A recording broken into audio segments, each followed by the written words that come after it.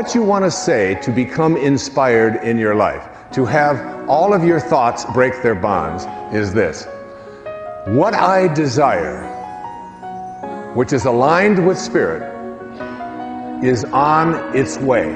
Dr. Wayne Dyer, best-selling author and America's foremost spiritual guide and mentor, returns to public television to share his 6 remarkable steps for living an inspired life. And I'd like to suggest to you that inspiration is not something that comes and goes. It's not something that you have one moment and then in the next moment it disappears. And this is a whole new look at inspiration. Along with powerful wisdom teachings to unleash your own inspiration, you'll meet 4 individuals whose lives have personally inspired Dr. Dyer. So becoming inspired is really about changing your awareness of yourself. Now, join Wayne Dyer for an extraordinary presentation that promises to transform your life when Inspiration, Your Ultimate Calling airs next.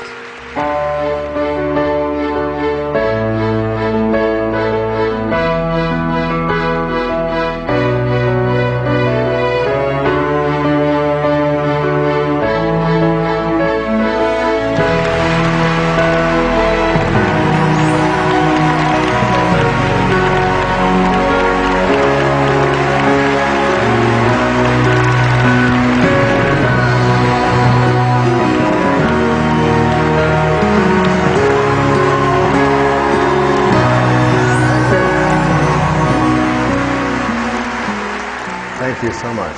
It's wonderful to be here, back on PBS with a brand new special on inspiration, your ultimate calling.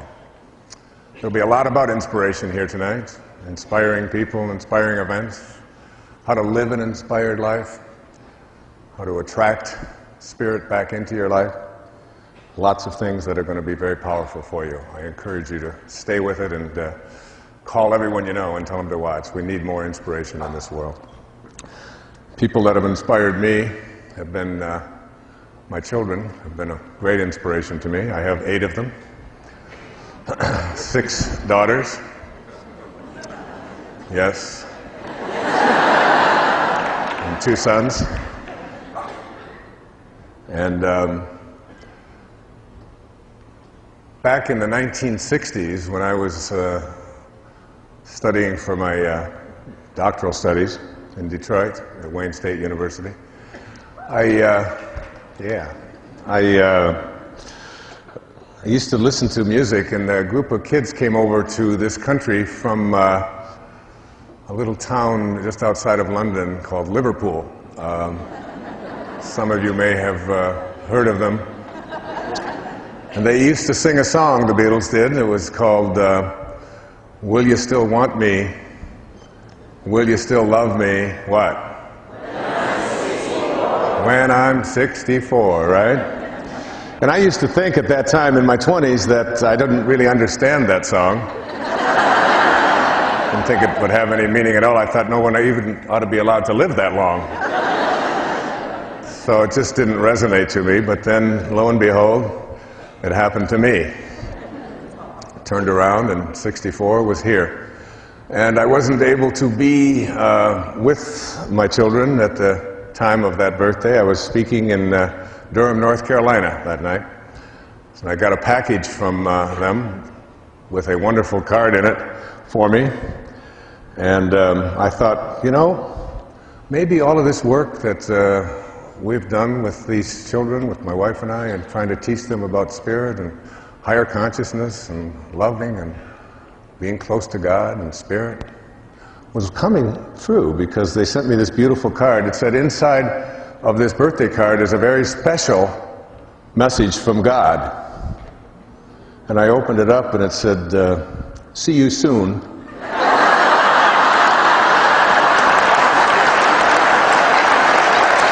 Happy birthday. So,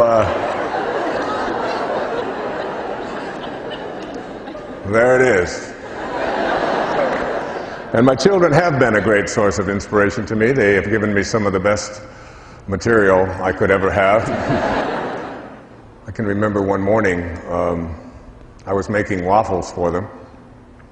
And I heard my my daughters talking to each other, and they were doing very slow, and I had what I thought was really important things to do, and I encouraged her and all of them to, speed it up a little bit. Let's go. We've all got to get in the car. We've got deadlines. We've got to get to school. I've got to get to work. I'm a prophet. I have to go think and walk the beach. I get paid by the thought, you see.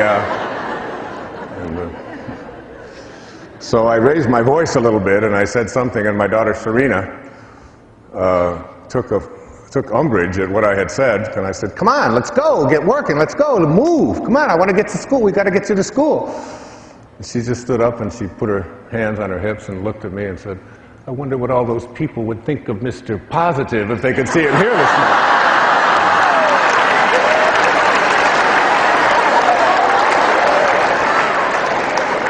She turned around and looked at her sister, Summer, and said, "Would you buy a book from someone who yells at a 10-year-old child?" I write those down when they... So anyway, my children have always been great inspiration for me, and great teachers, and keep me very close to the ground and very humble. I want to begin this program on inspiration with a story about attitude and belief, because basically the idea of living an inspired life is one in which our attitudes become one of being in harmony with our source, with spirit. Not too long ago, I was honored by Yeshiva University, the Einstein School of Medicine, with a wonderful tribute. It was called the Einstein Award, that is given to people whose work exemplifies some of the sort of philosophical views, rather than just necessarily the scientific views of Albert Einstein. And I was invited there, and I gave a lecture to the staff and did rounds and spent a day there at this wonderful School of Medicine in a psychiatric hospital in New York. But I felt that when I got there that maybe it would be important for me to explain to them about Einstein's theory of relativity, which I'm sure many of you watching don't really completely understand. But everything is really relative. I mean, there was a great Chinese philosopher who once said, his name was Lao Tzu, he said, "I went to sleep and I dreamt that I was a butterfly. And then I awoke. And now I don't know. Am I a man who was dreaming that he was a butterfly? Or am I a butterfly dreaming that I'm a man? It could be either way." And Einstein said, "It's all relative. It's all relative." And I thought about that, and I thought perhaps I could help these doctors and everyone to understand, since they were working at a place named after Dr. Einstein, I could explain to them about how to apply this theory. And I have a theory about relativity that goes like this: all things being relative, in a bowl of soup, this is a lot of hair. What do you think? Really? You understand? If you were in a restaurant and you ordered a bowl of soup and you got this much hair in it, you would call the waiter over and you would say, "Excuse me, what? That's a lot of hair." That's the way I look at it, all right? It's all relative, and it's all how you believe and what you believe. As we move into this idea of inspiration, I'd like to suggest to you that you have a mind that is open to everything and attached to nothing. It's not a program that's based on any religion or any particular view of spirit or God or soul. We can call it what we want. We all originate from the same source. This source acts in a certain way, is constantly creating. And whether you're a believer in one particular religious persuasion or another, all of us have to agree, even quantum physics teaches us, that we all originate in this divine place of an organizing intelligence. And Alan Watts, a great teacher, a man I admired enormously, once said that you can't get wet from the word water. The word itself, whether you call it water or vasa or aqua or Edna, it doesn't make any difference what you call it. It's the substance of what it is and not what we call something that I want you to pay attention to as we talk about spirit. And I'll use these terms interchangeably. Spirit, divine mind, organizing intelligence, God. All of these terms are terms that refer to the place from which we all came. And this idea of inspiration, if you look at the word inspiration, it breaks down to two words. In spirit. In spirit. And when we look at what it means to live an inspired life, it's nothing more, in my estimation, it's nothing more than finding a way for you to be in harmony with the spiritual essence from which you originated. Not just in your actions, not just in your feelings, and not just in your behaviors of attending church or being nice once in a while, in every single thought that you have. And I'd like to suggest to you that inspiration is not something that comes and goes. It's not something that you have one moment and then the next moment it disappears. And this is a whole new look at inspiration. To me, inspiration is living in spirit at all times and catching ourselves when we find ourselves disconnected from the spirit from which all of us emanated. It's really thinking like God. It's being more in touch with that place of origination. It doesn't come and go. When you live an inspired life, you begin to feel as if you're on purpose. I guarantee you that at the end of this show, you will not have to ask the question, what is my purpose, and how do I find it, and where is it, and how come I can't get it, and why does somebody else have it, and I don't seem to get it? It always seems to elude me. These will no longer be the issues that face you about being inspired. It's really about living day in and day out from this divine perspective of watching every single thought that we have and catching ourselves when we have a thought that is inconsistent with that divine source from which we all came. So that if you have a thought that includes you and your family, but excludes someone else and their family, no matter where they are in the universe, no matter where they are, no matter what they look like, no matter what side of the river they were born on, no matter what their cultural background might be, if you have a thought that includes some and excludes others at any time, you're not in spirit. You have left spirit and moved into something else, taking on a view of yourself as someone who is separated from your source. So that you watch yourself and you catch yourself, and a big part of this program will be about watching those thoughts.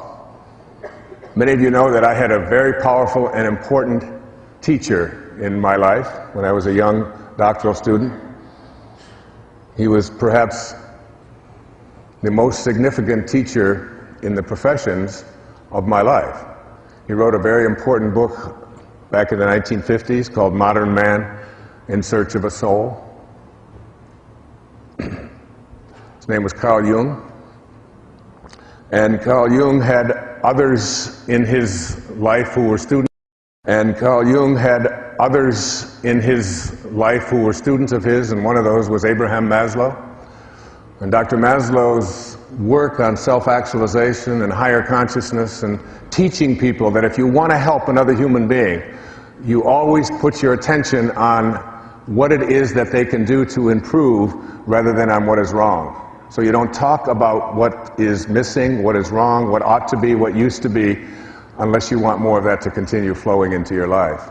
You put your intention and your attention on what it is that you want to shift and change. And he had an observation. Maslow's observation was this. He said, what is necessary? What is necessary to change a person is to change his awareness of himself. So becoming inspired is really about changing your awareness of yourself. And what does this mean? It means shifting the belief systems that you might have, the thoughts that you've had over and over and over again that say, I am limited. I don't have the talent. I don't have the background. I don't have the luck that I need in order to be able to attract what I want into my life. Things have never worked out for me before. You change your awareness of yourself and your own body and what you believe about it. Like, how could you have a body that comes from a divine source that creates from well-being and have it be anything other than beautiful? Have it be anything other than divine? Have it be anything other than perfect? A perfect creation of God, of Source, of Spirit, is what it is that you carry around with you. And if you have any other thoughts about it, then you have to really work at shifting them, because it's an insult to that from which you came. When you trust in yourself, you're trusting in the very wisdom that created you. And inspiration is about having that. It is about recognizing yourself as a genius, recognizing yourself as a person of unlimited talent and the capacity to be able to do anything. And you'll be hearing a little bit later in this program stories about people who have taken exactly that attitude and said, there is absolutely nothing that I can't create if I can conceive of it in my mind and know that if I don't have the talent, that whatever talent is necessary, I can manifest it and have it show up and attract it into my life. Whatever financing is necessary, I have the ability to be able to connect myself to that. It's a knowing, it's a powerful knowing. I've been introduced a lot of times as the father of motivation. I don't know. First of all, I'm already the father of enough, all right? 8 is enough, all right? So I don't need another one named motivation to be the father of. And I'm also pretty aware that it's difficult to motivate anyone. I don't know that you really can motivate another human being. In the process of being a parent and then being a teacher, a school teacher at one time, a college professor, a lecturer all around the world, teaching on larger stages and smaller stages, and working with my own family and so on, I really kind of think that we come into this world and we have an agenda that we need to fulfill, and that the best intentions of somebody else wanting them for you isn't enough to motivate them. It has to come from within. And I think you can provide some guidance, and you can provide some motivation, perhaps in the way of encouragement and being a model of what it is that you'd like people to do. But two people can be raised in the very same family and have the identical experiences, and one of them can go one way and one goes completely another way. I know it's true in my own family as well. So that if motivation is getting a hold of an idea and taking this idea to its logical conclusion and not letting anything interfere with that, that's motivation. And we say a motivated person doesn't allow obstacles to show up in their life and doesn't allow for anyone to interfere with them, and is really highly directed towards a particular goal. So motivation is getting a hold of an idea and carrying it out. And we want to think of ourselves as motivated, and I think it comes from within. If that's what motivation is, inspiration is the exact opposite. Inspiration is when an idea gets a hold of you and takes you where you were originally intended to go in the first place. It's very different than motivation. The great playwright Arthur Miller Most of you had to read one of his plays at one time or another in high school or in college. Death of a Salesman being, of course, one of the most famous. The Crucible, and so on. Arthur Miller was passed away recently, but he was 88 years old, and he had another play on Broadway at the age of 88. And he was asked the question in an interview in the New York Times, are you working on another play? And his answer really intrigued me. He said, I don't know, but I probably am. Now, I think that that's really a very astute observation. When people ask me if I'm working on another book, I often say the same thing. I probably am. That there's something bigger. There's something that is greater in our lives. And when we connect to it, we allow it to take us where we were intended to go when we signed up for this whole visit in the first place, called our incarnation into being a human form for this little parentheses in eternity. Just a little parentheses in eternity.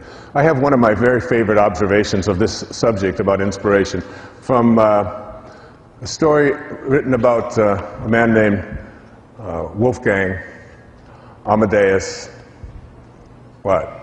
Mozart, of course. It's from an essay, Where Madness is Psyche's Only Nurse, it's called.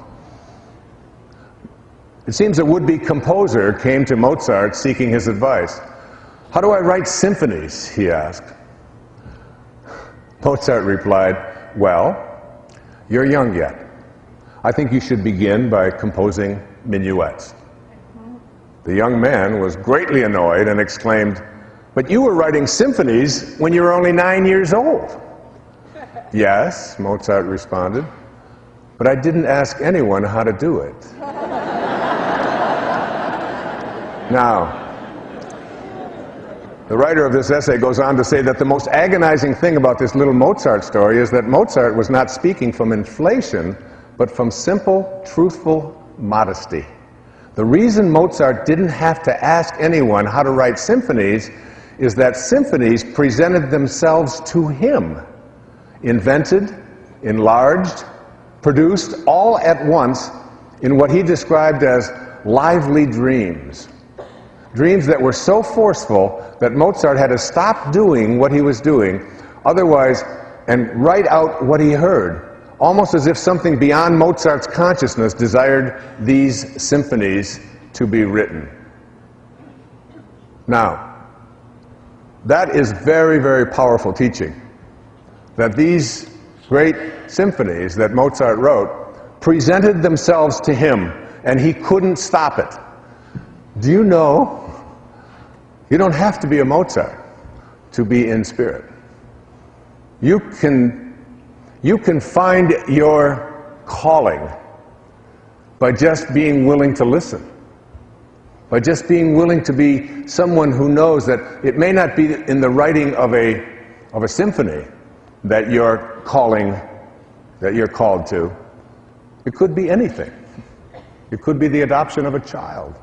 It could be the creation of something that you've known you wanted to write for your whole life. It could be opening up a business. It could be raising horses out in Montana.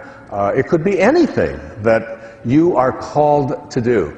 So that the awareness that I'm asking you to look at is that there is something that is calling you.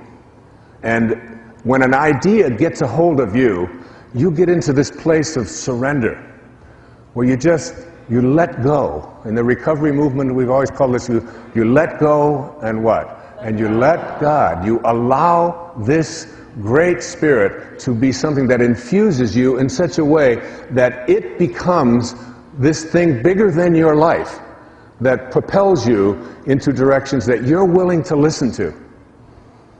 But you gotta change your awareness of yourself, as Maslow said. And one of the ways that you change your awareness of yourself is to understand a very simple premise. Think of an apple pie. Here's an apple pie, and this apple pie, you take this apple pie and you take a slice of this apple pie and you put it over here. And then You walk over to the slice and you say to the apple pie, the slice of apple pie, "What are you like? What are you like?" And the little slice of apple pie says, "I must be like what I came from." You wouldn't expect it to be pineapple. You wouldn't expect it to be cherry. You would expect it to be like what it came from, right? So why is it that we understand this, and yet we don't understand that we too must be like what we came from? We are pieces of God. We came from a divine source. We have to trust in our divinity. We have to understand that we are not this package of bones and skin encapsulating, these internal organs, that's not who we are. That's what we call the false self. It's an illusion. That who we really are is what we came from. And what we came from is eternal, it's infinite, it's kind, it's unlimited, it excludes no one. So that if we understand that we are really here as spiritual beings, just having a human experience, not the other way around. We're not human beings having a spiritual experience, it's the other way around. Our essence is our greatness, what we came from. We must be like what we came from. I've just taken up this new practice. It's called yoga. Now, I'm 65 years old, and I've decided that there are certain things that I was told that I couldn't do at earlier stages of my life that I've decided I'm taking on. I don't care what my age is or what anybody else has told. What Mrs. McConnell told me in the 6th grade at Marquette Elementary School in Detroit, that you don't have to come to art class. It's really not for you. You can go dribble basketballs maybe, but you don't want to come to art. This is because she saw some of my stick drawings that I was pretty proud of. And then there was Mr. Tubbs at Denby High School in Detroit, who, when I turned in my first drawing in drafting class, I didn't even know what drafting was. I just signed. They threw me in there because the school was so overcrowded. It was my elective, and I turned in my first drawing, and he asked me the question, "Do you have a little sister?" Like in the 3rd grade, because she perhaps is the one that did this way. That was my whole view of my artistic ability. I'm out there painting now. I'm doing painting. And I'm also doing yoga, all right?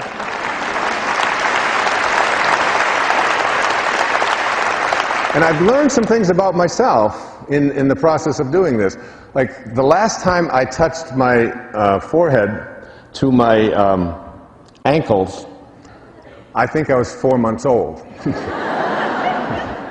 And I'm getting closer. Now, I'm not there, all right? But I'm getting a little bit closer. Each time I do one of these poses, I find myself a little bit closer. And I had a sort of a semi-belief that I couldn't touch my toes while sitting up straight, with my back straight up, and sitting down, and touch my toes without my knees bending.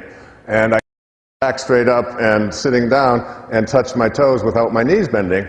And I kept each day going in there and not being able to do that. The knees were up, and the instructor said, "You can do this." And I said, "Well, it doesn't seem like my body agrees with that, but it would be..." And so he came over and he said, "Now I'm going to show you that you really can do this. Now keep your back straight." And he took his foot and he went like this, down on my knees, and my knees went down, and I was sitting up. And the first time I had ever been able to do, it was like a change in attitude, a shift, a belief system that I no longer was hanging on to. And that's what we have to do. It doesn't matter what your age is. It doesn't matter what your beliefs have been. It doesn't matter what other people have tried to convince you of in the past. When you move into spirit and have a knowing that I have the capacity to be able to do this, you leave behind the false self. And the false self is really nothing more than this ego. Look, you came from a divine place that is unlimited, that says you can be anything you put your attention on. And then you bought into a whole series of beliefs that were handed to you by very well-meaning people attempting to convince you that you had limitations, that you couldn't do this, that this wasn't possible. And I'd like to suggest to you that you took on something called an ego. E-G-O. An ego. You came in from divinity, you came in from a place of unlimited, you show up and you edged God out. E-G-O. And when you edge God out, it doesn't mean that you're sacrilegious, it doesn't mean that you're not a moral person. It means that you take on a belief system that says, who I am is no longer this infinite divine being who can step outside and observe this body and believe that he can make it do whatever I put my attention on and use it to have the same powers that is spoken about in the New Testament. Even the least among you can do all that I have done, and even greater things. It's within each and every one of us, except that we bought into an idea that who we are is what we have, who we are is what we do, who we are is what other people think I am, who I am is separate from everybody else, who I am is separate from what I would like to attract into my life, and who I am is separate from my source. And we believe in this separation, and we believe in this identity that who I am is what I have. So we start accumulating. We accumulate and accumulate and accumulate. The problem is that when you stop accumulating, and if who you are is what you accumulate, then you have no value as soon as your things start to disappear, as soon as they wear out, as soon as somebody else takes them, as soon as the government taxes them, as soon as any number of things. Who I am is what I do. If you no longer can do, then you aren't. You no longer exist. Who I am is my reputation, and we raise our children often to believe that what's most important is what other people think of you. Fit in. Do what you've been told to do. Do what the crowd does. Follow the herd. And you know what happens, what you step in when you follow the herd. So we take on all of these sort of false ideas, and we have a tendency to believe them. And inspiration is moving back into spirit. And it's moving back into spirit in such a way that you no longer accept yourself as anything other than divine.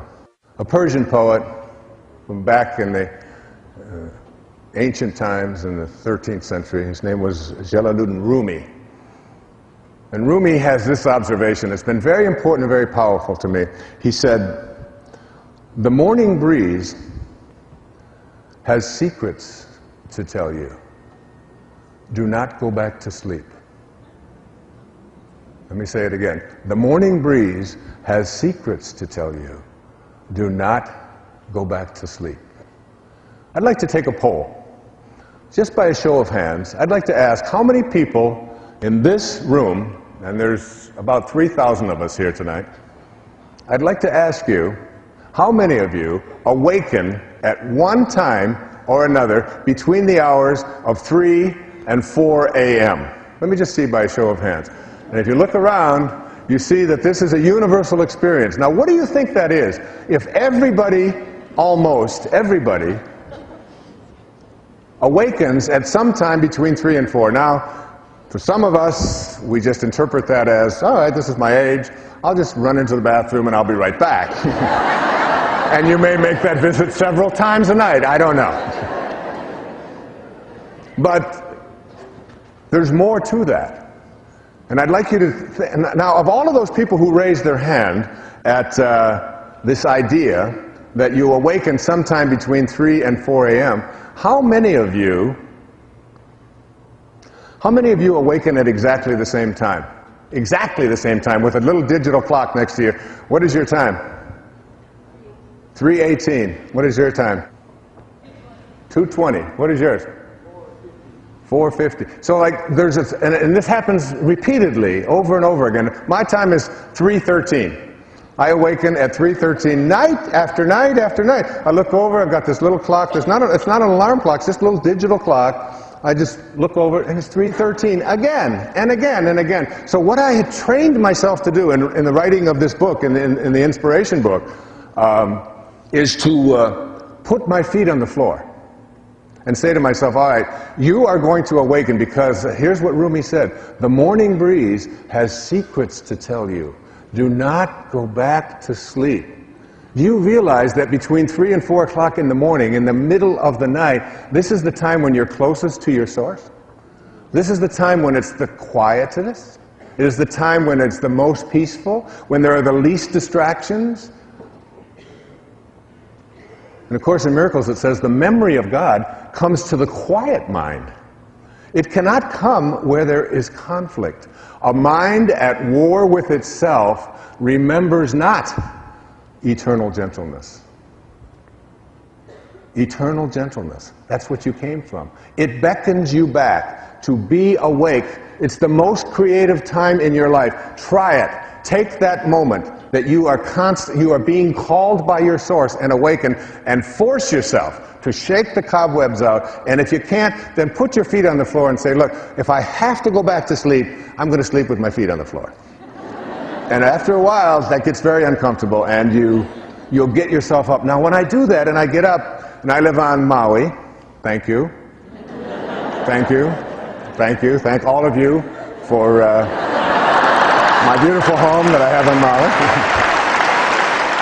And when I get up at that is the most glorious time to be out there. And I go out onto the lanai, and I get this sense of this powerful feeling of inspiration. It's overwhelming to me. And I walk by my writing table, and it pulls me. It's pulling me towards it. It's almost beckoning me and saying, please, please come to me.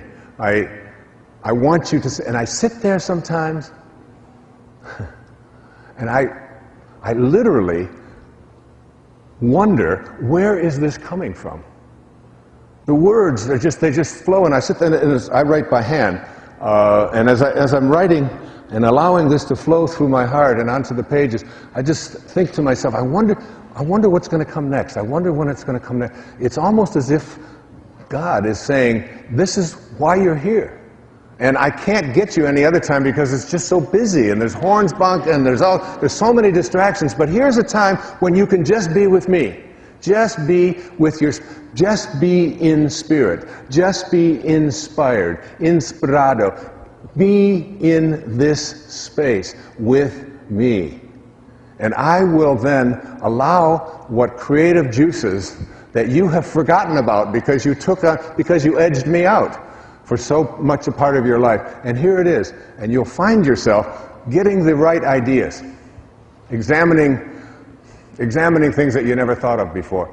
Writing, some of you, I know you do it in your sleep many times, you'll write a poem and it'll be so phenomenal, and then you'll say, well, I'll remember that tomorrow. And then you get up and you can't get any of it. The morning breeze has secrets to tell you. Do not go back to sleep. Use those hours.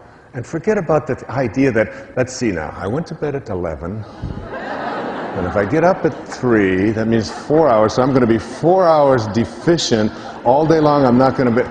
Forget that. You've got an eternity to sleep. An eternity to sleep. And when you learn to meditate and get quiet and get peaceful, you can always, in 20 minutes of time of meditation, any time during the day, get the equivalent of a full night's sleep. Don't go back to sleep. I'd like to speak in this program about what I call the rewards for inspiration.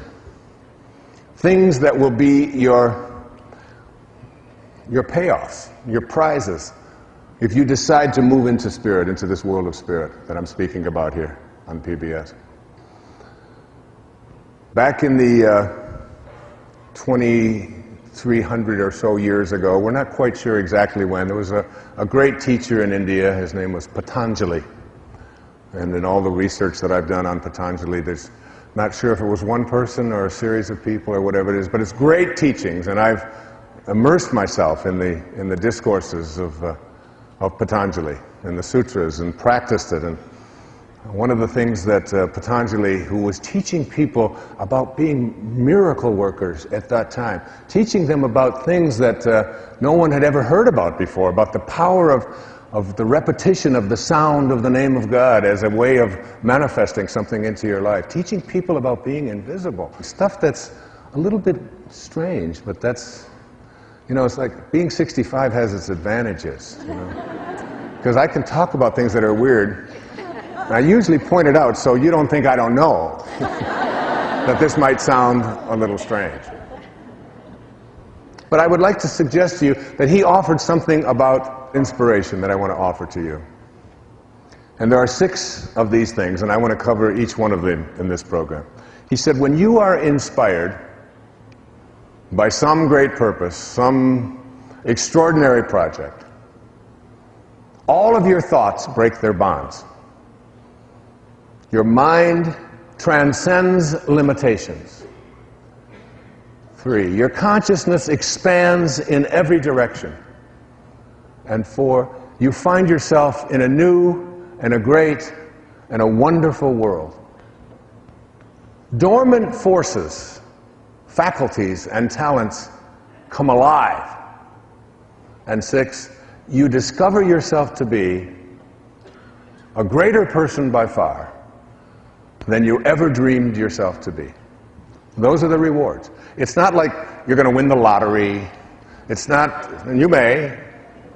It's not that somebody's going to come riding into your life on a white horse or whatever. These are the rewards.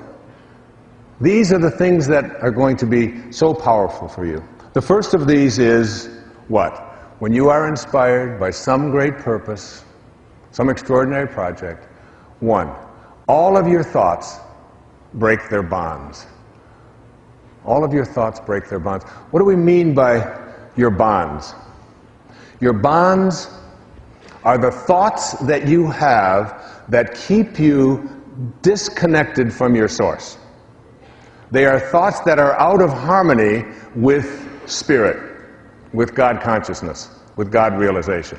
Because this is basically about being like God, being like source, being like spirit, being like divine mind, in everything, in every thought, in every action, more and more, connecting yourself back, catching yourself. So, the bonds are the ways that we think. I'd like you to imagine a ladder. And this ladder has 10 rungs on it, from the floor all the way up to the top of the ladder. And at the top of the ladder is the highest rung. And at the top of the ladder are the words, "This is my desire," and it's aligned with spirit. Again, this is my desire, and it's aligned with spirit. So what is your desire? My desire is to align with spirit. So what is your desire? My desire is to manifest abundance into my life. Perfectly aligned. We came from an abundant source. My desire is to feel a sense of well-being in my body at all times. Perfectly aligned. My desire is to have divine spiritual relationships in my life. My desire is to get the job that I am working towards getting. My desire is to live in a place where I feel most peaceful and most loving. My desire is, and these, whatever it is, it doesn't make any difference. It's the 10th rung. It's the highest rung. It is your spirit aligned with your desire. All right? So here it is. It's right up here. Now you have to ask yourself the question, what is it that I offer up to this 10th rung desire? All right? A 10th rung has to have, in order for it to manifest and show up in your life, it has to have thoughts, feelings, and behaviors that match up to that. And if they don't match up, you get out of harmony. See, thoughts are energy. Like everything in the universe, it's energy. Einstein said that nothing happens until something moves. It's all about movement. It's all about energy. And every thought that we have has an energy component to it. We can measure our thoughts and how they impact us, whether they strengthen us or weaken us at any time in our lives. All right, so there's a wonderful book written about this, and it's called Ask and It Is Given. And it's The Teachings of Abraham by Esther and Jerry Hicks, a book that I read frequently, and great teachings, I think among the greater teachings on the planet today. In fact, I wrote the foreword to it. It's something that I very strongly embrace. And they talk in there about how to manifest your desires. And the mistake that most of us make is that we attract what we don't want, because our thoughts are on what we don't want. Or we continue to attract what's missing in our life. We're not at number 10, we're at about number 3. And what are some of these on these lower rungs? It probably won't happen. It's very difficult. These kinds of things have never happened for me before. I don't have this kind of luck. We've got the wrong people in the White House. The economy is bad. I don't have the ability to make it happen. I don't really believe it's possible. I was on the plane with someone flying across the country. Lovely lady, and she was a photographer. And I said, we got talking about photography and all. I said, do you like photography? She said, yeah, I do weddings and all of that. And I said, well, how are you doing at it? She said, well, I'm never going to get rich at it. And I said, would you like to get rich? She said, well, of course. Who wouldn't want to be rich? We all want to have abundance in our life, of course that. I said, so let me see if I understand this. You want to attract being rich into your life, and your thought about it is that it'll never happen. So what do you think you're going to attract? You're going to attract, it'll never happen. And that very simple little example, it's an innocuous example. She was a very bright and intelligent lady. It wasn't about that. It's about what kind of energies we have within ourselves that we offer to what our desires that are aligned with spirit in order for them to manifest. And every thought, if you have a second wrong thought that it probably won't happen, it's not likely, it's never happened before, it's just not the way it works for me, it's always been missing. As long as you think like that, and you're in a universe that operates on this law of attraction, you will continue to attract it. A man named Albert Einstein, who I've spoken about before, theory of relativity, in a bowl of soup. This is a lot of hair, remember? One of his most important observations was this. He said, every single person in the universe has to make the most important decision of their life, which is, do I live in a friendly universe or do I live in a hostile universe? That's it. Now, if you believe that you live in a friendly universe, then you will begin looking for a universe that cooperates with you in order to manifest what it is that you want to bring into your life. You'll be looking for evidence that what it is that you are seeking is coming towards you.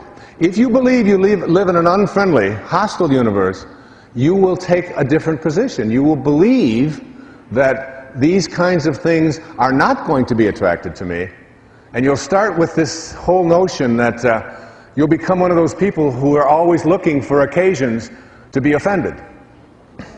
And there's no shortage of occasions to be offended, and there's no shortage of these people. I mean, all you got to do is look at somebody who's tall, somebody who's short, somebody who speaks with an accent, somebody who wears their hair in a certain way, somebody who has jewelry that you don't, whatever it might be. If you're looking for occasions to be offended, you'll be finding all over the place. If you're a person who believes that you don't live in that kind of a universe, you'll start this, and this is the key.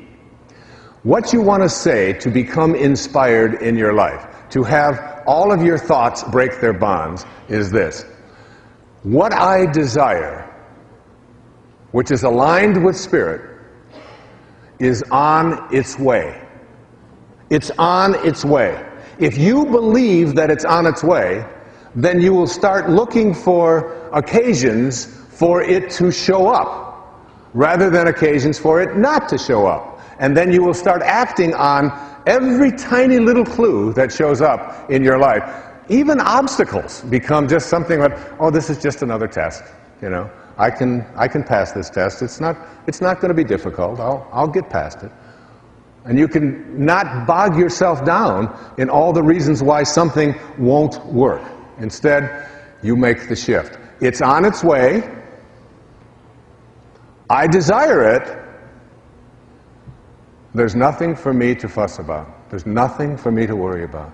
I will not be in a state of anything other than anticipating that what I intend to create is on its way. One of the people in my life that demonstrates this quality over and over again is my beautiful daughter, Sky, one of my beautiful daughters. And I ask her to write the theme for this program. I called her one morning. I think it was about 3:13. I was on Maui and she was in Florida.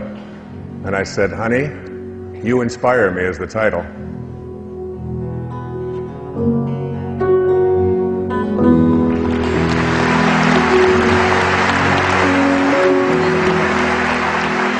I would like to dedicate this song to my parents. I wouldn't be here tonight without them. Mom and Dad, you inspire me. I meant that literally, too.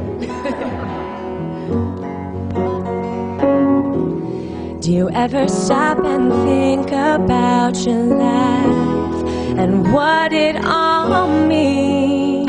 Our lives are so full of miracles.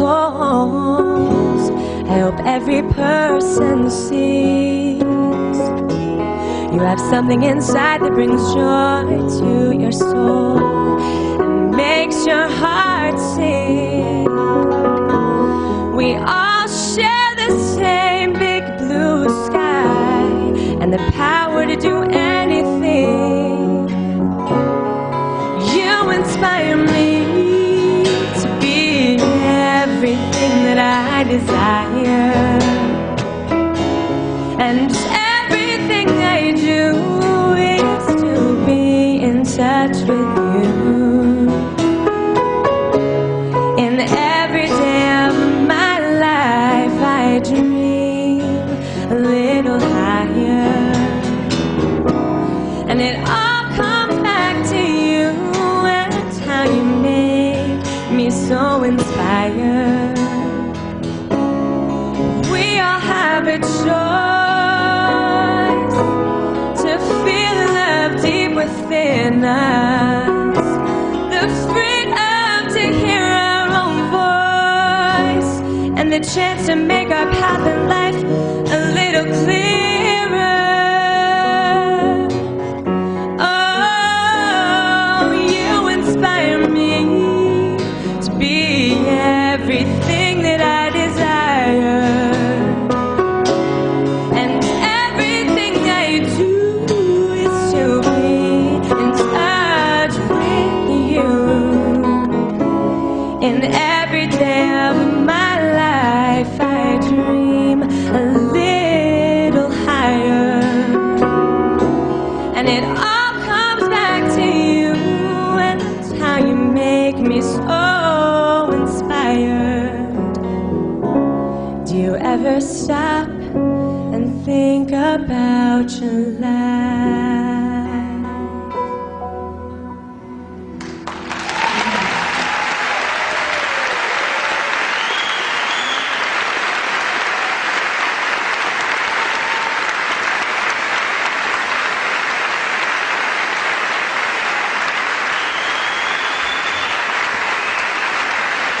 She's been with me on every PBS special I've done since the 90s, when she was just a young teenager in high school.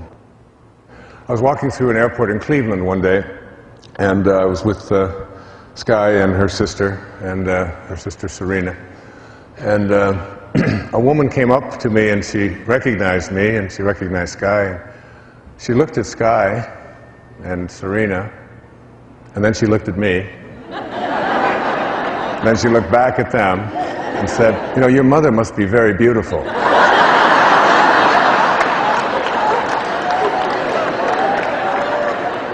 And the truth is, she is in every way. And there she is.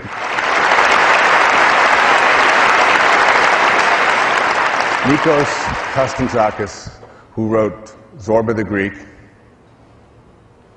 and who wrote The Last Temptation of Christ, and who wrote, I think, the definitive novel, biography of St. Francis of Assisi, said that when you passionately believe in that which doesn't exist, you create it. And that which we call non-existent has not been sufficiently desired. By passionately believing in what doesn't exist, you create it. because you know that it's on its way and there's nothing and no one that can dissuade you.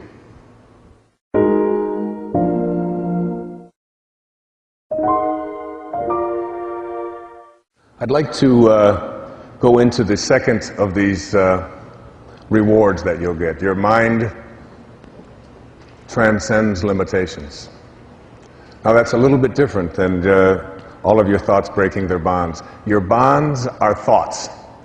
Your mind transcending limitations means that you enter into the field of all possibilities. And in the field of all possibilities, that leaves nothing out.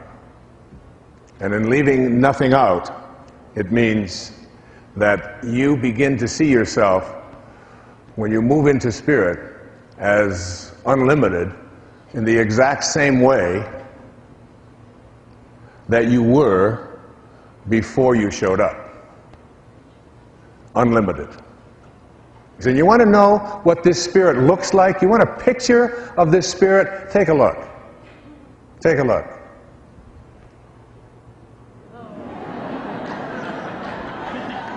You know who that is? That's my grandson. That's Tyson. And Tyson is a picture of bliss. You can't get any happier than that. Now I know I shouldn't tell this on Sky, but I said that. Now I know I shouldn't tell this on Sky, but she said, Dad, the reason he's so happy is he's holding onto his little peeper.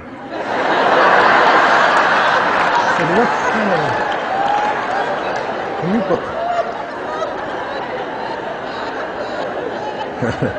Well, anyway, if you ever wonder what spirit looks like, take a look at that and know that that's you. That's what you came from. That's just a few months old little baby that came from that blissful, perfect, beautiful place. Your mind transcends limitations. What does it mean? In a little village south of Ottawa, in Canada, there was a young boy who went to school one day, and his teacher began talking about children in Africa who didn't have drinking water. Now, he was 6 years old, and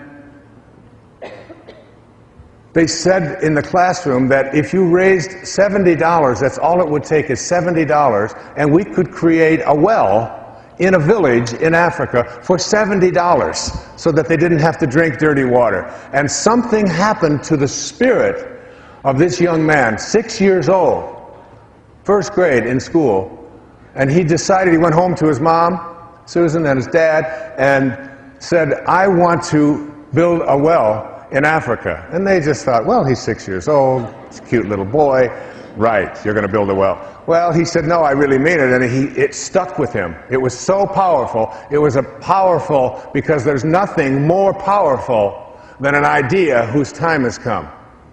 When an idea's time has come and it resonates within you, and you stay connected to it, it can't be stopped. And the little boy he said, can I do extra chores and raise money? And he did.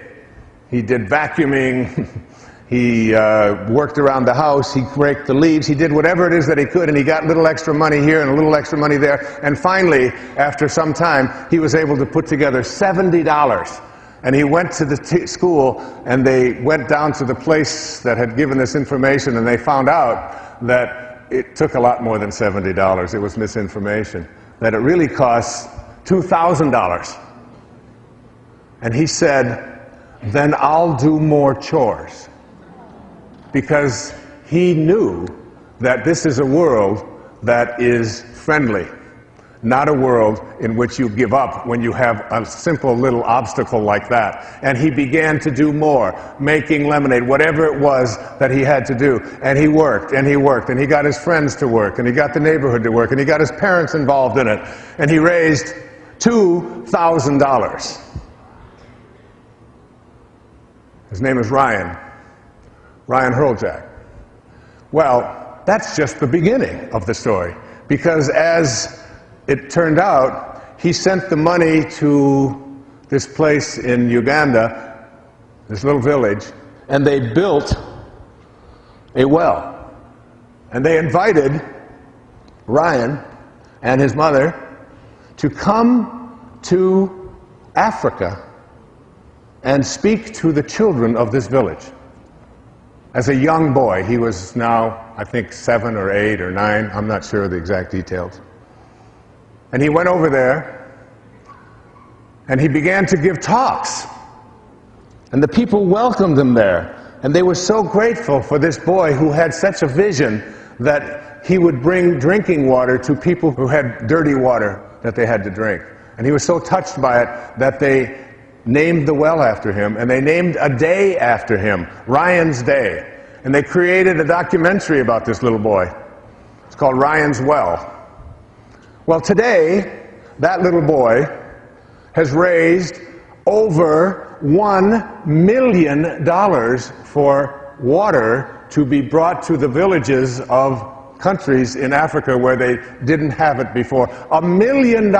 He lectures all over the country, the United States and Canada. He's in great demand. And when he got there, he had a little boy that was so connected to him that they were pen pals. His name was Jimmy. And it turns out Jimmy was an orphan. And Jimmy got himself into some difficulty after Ryan left and went back to Canada. And Jimmy was captured by rebels and was going to be either killed or trained to be a killer. And he had a friend who contacted the Hurljacks back in Ottawa, and Jimmy was brought back through all kinds of wonderful channels that were worked together. And he became his brother. And they adopted this wonderful boy as their son. And that young man, when I saw the movie Ryan's Well on the Spiritual Cinema, I said, I want him in my audience because he inspires me. And I sent it home because I was working on the book, and I told Marcy, I said, I want every one of my children to watch that and know there's nothing that can stop someone who believes that they can create something if that idea is within them. And there he is right there, my friend, Ryan Hurljack, and his mom, Susan, and Jimmy. Stand up. Let the world see you. Susan? Jimmy?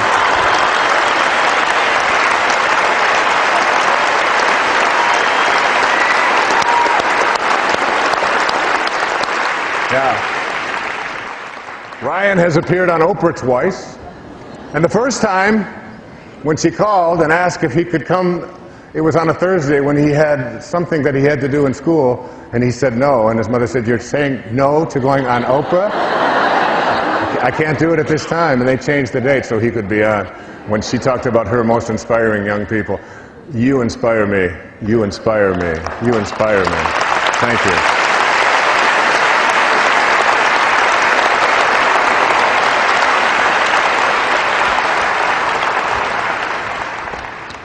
On the 6th of April, 1994, the president of Rwanda was in an airplane. He was a Hutu, and his plane went down. On the 7th of April, a genocide began in the country of Rwanda, a country about the size of the state of Maryland, with approximately 10 million people. 9 million of them Hutus, 1 million Tutsis. A killing spree began that all of the young men of the country over the age of 14, and all of the males and all of the Hutus were issued machetes. The country shut down. An entire country shut down. All the schools closed, all the banks closed, all the grocery stores closed, all commerce ceased, and the business of killing was underway. People were being killed by the thousands in the streets and in the villages of this country, throughout the country, and those of you who saw Hotel Rwanda have just seen a little tiny sliver of it. In the end, by July, after 91 days, 1 million people, 1 million people, Tutsis, were slaughtered in this racial cleansing activity that took place. And in the midst of this horror, a young woman named Immaculée Ilibagiza was a student in a college about 200 miles from her village. Her father talked with her on the phone and persuaded her to come home. She didn't really want to go because it was Easter vacation and it's a long ride, and it was through buses and so on. It takes a long time through country roads.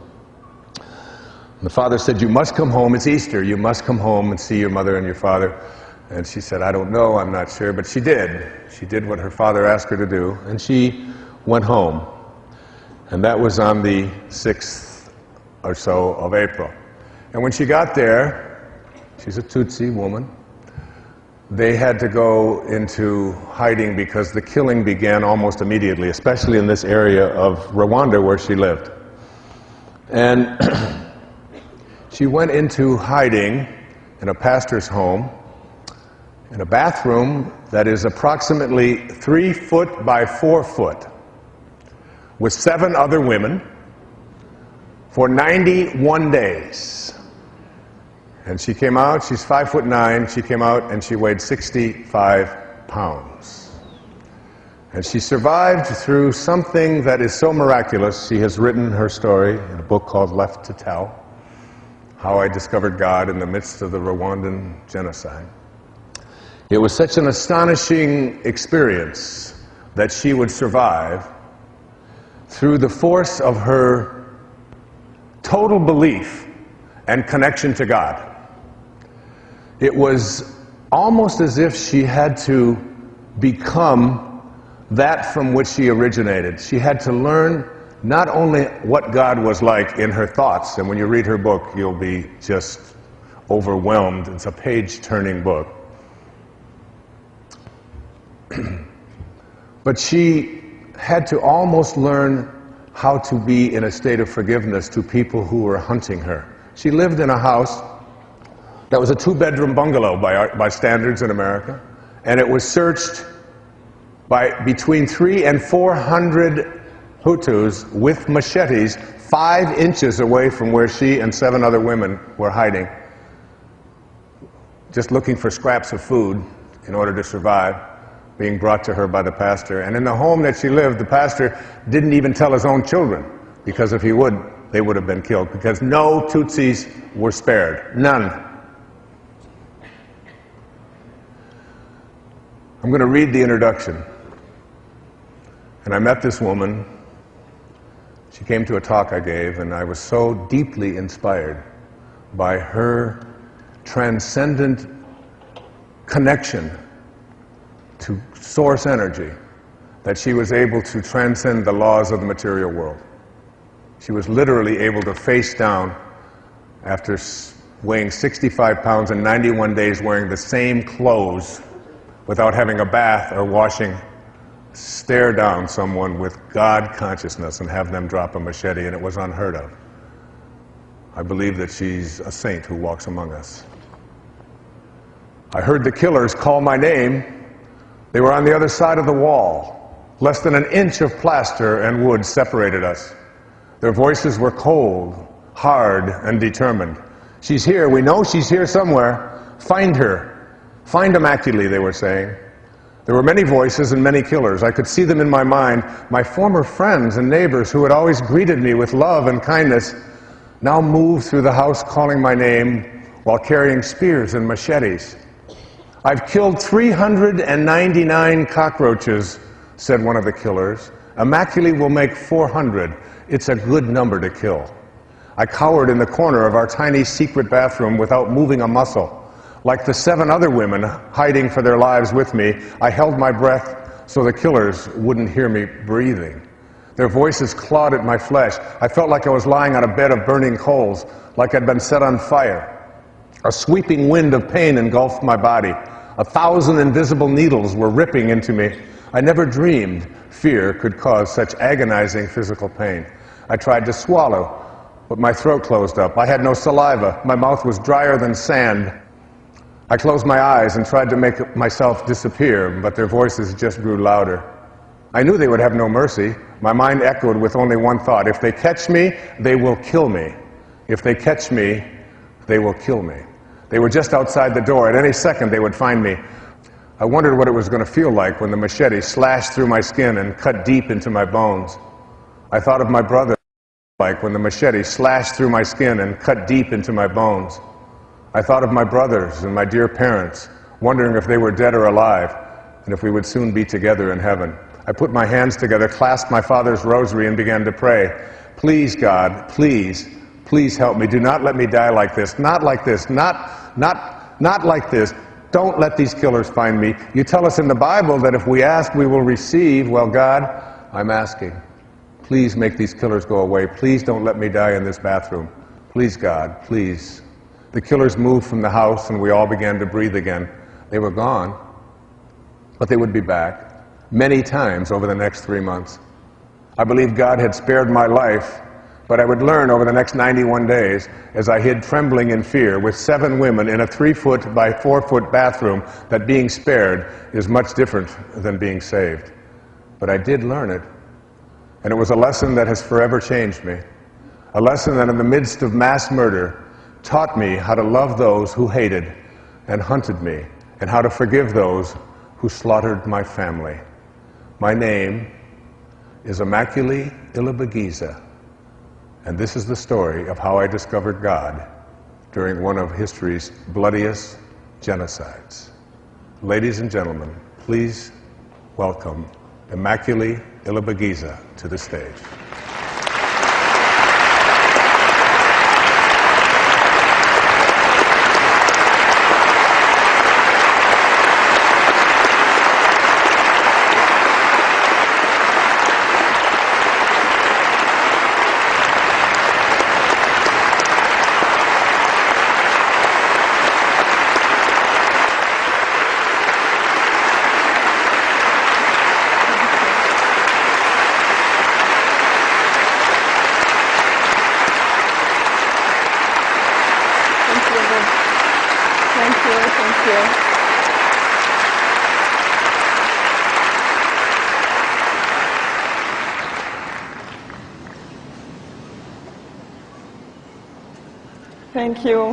Thank you for your kind welcome.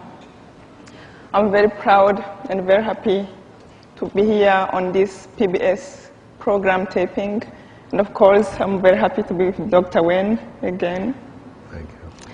I know my story is a sad story, but it has been a story that gave me an experience of great spiritual growth and a deep understanding of what really matters in life.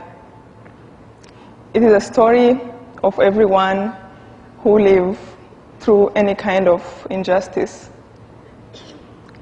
I believe that also it has given me a chance to love better and to be able to put myself in other people's skin, especially when they are hurt. I always tell Wayne that if maybe he was in my country before the genocide, teaching what he teaches today, maybe the genocide would not have taken place. And I hope everyone knows, and America knows, what a gift they have to have him.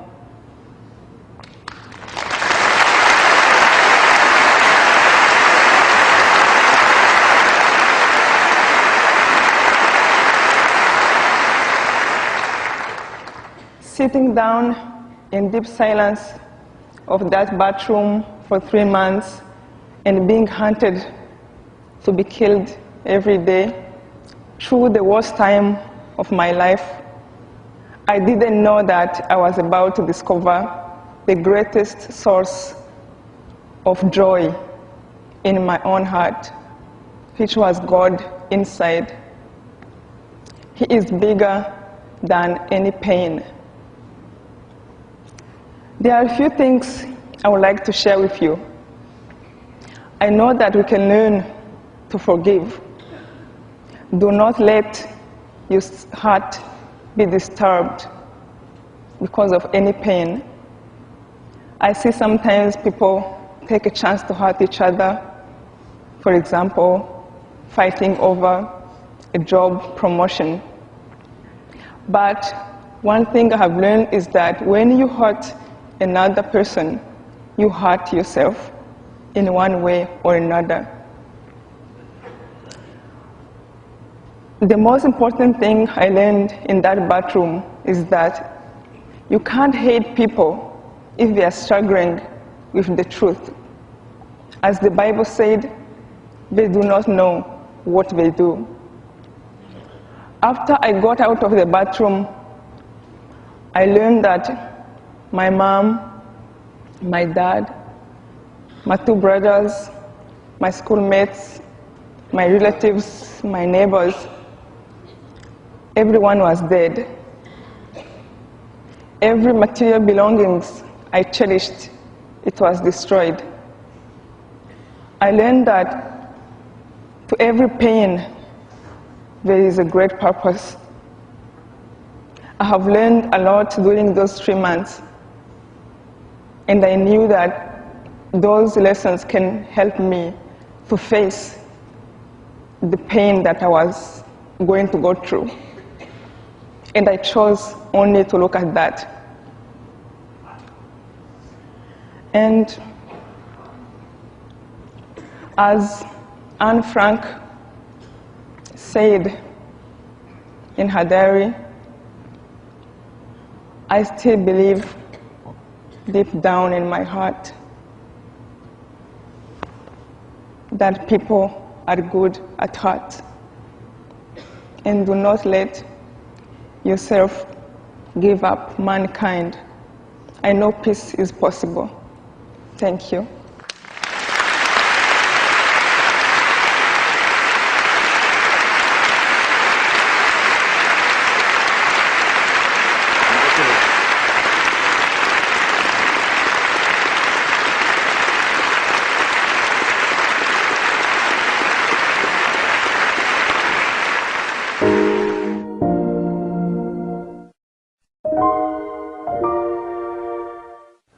The third of these rewards for reaching an inspired life is that your consciousness expands in every direction.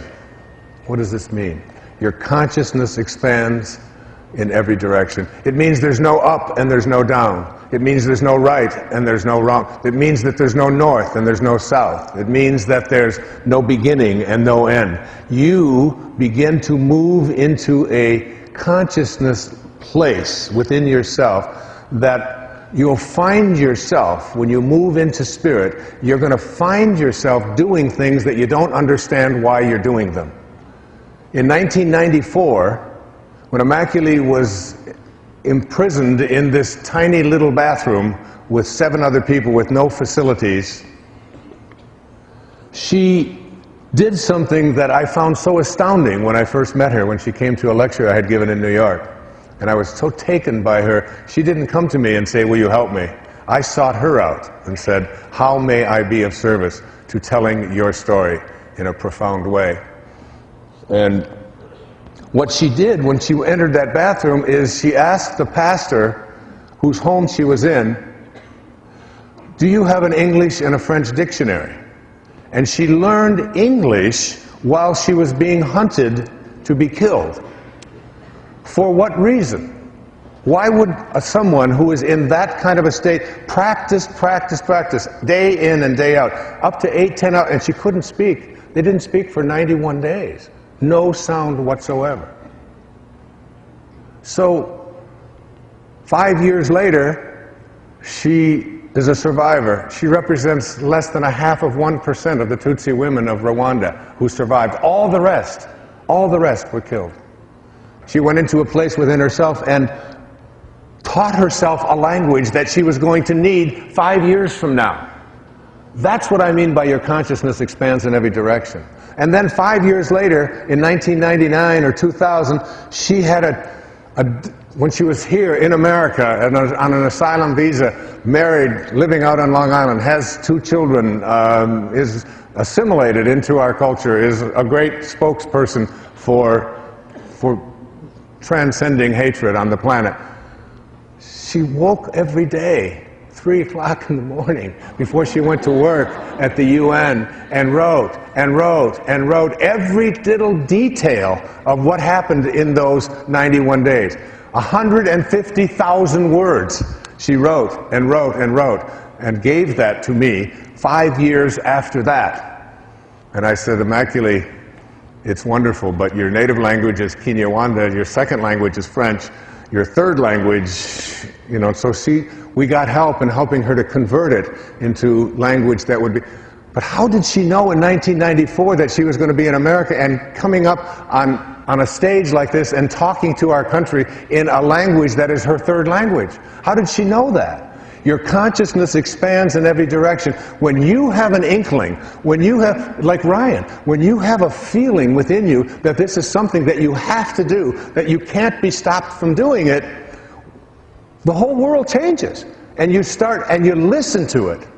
And you find yourself, if someone hands you a book, and then someone else talks about that book, and then someone else mentions it, and then you see the author on television, and all of a sudden you start saying, wait a minute, I've got to listen to this. I am being directed. I'm being called.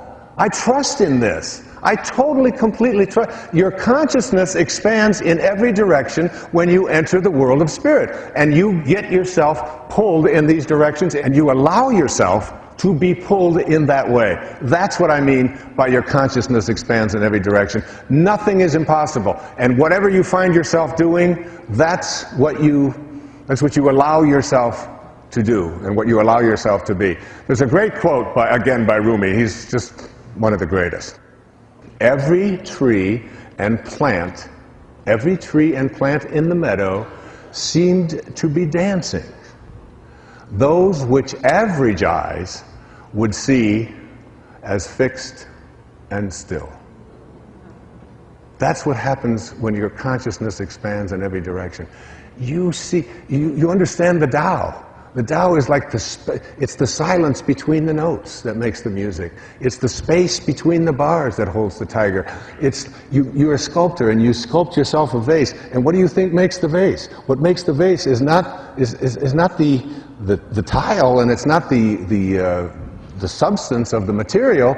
It's the inner space within there that is surrounding it. Without that inner space within, there can be no vase. And without that inner space within you, there's no you. You're not skin and bone and all that. You are. That encapsulates an inner silence, an inner place that is totally and completely yours, uniquely yours.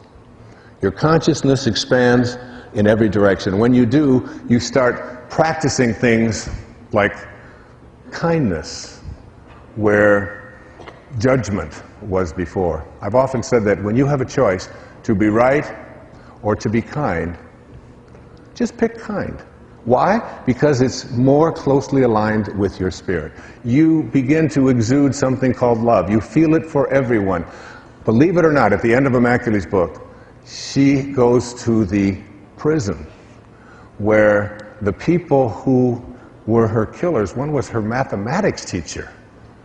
And what happens is that you begin to embrace a kind of love even for the people who would do such harm to you. And I'm telling you, that's what saved her. You'll see that when you read it. That's what saved her. The ability to go to that place within, that place of forgiveness. As Mark Twain said, forgiveness is the fragrance that the violet sheds on the heel that has crushed it. Powerful thinking.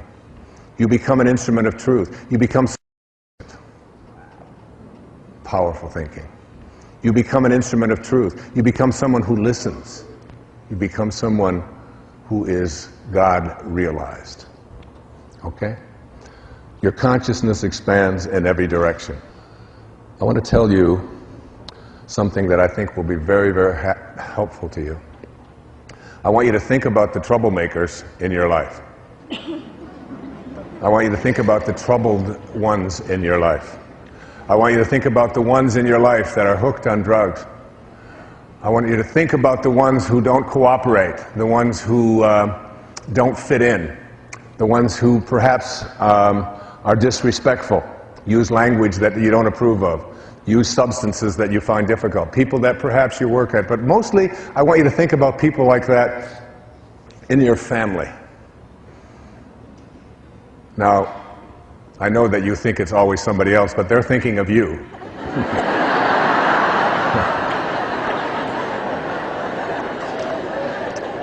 And I want to tell you about how consciousness expands in every direction when you take these people who are your greatest teachers, the people who have come into your life to teach you how to love them through what it is that they're struggling with, what it is that they are going through. It's just, there's a need there, a need to be loved, that it's very difficult to love certain people under certain circumstances in certain ways, particularly when they behave in ways that are so troublesome to you.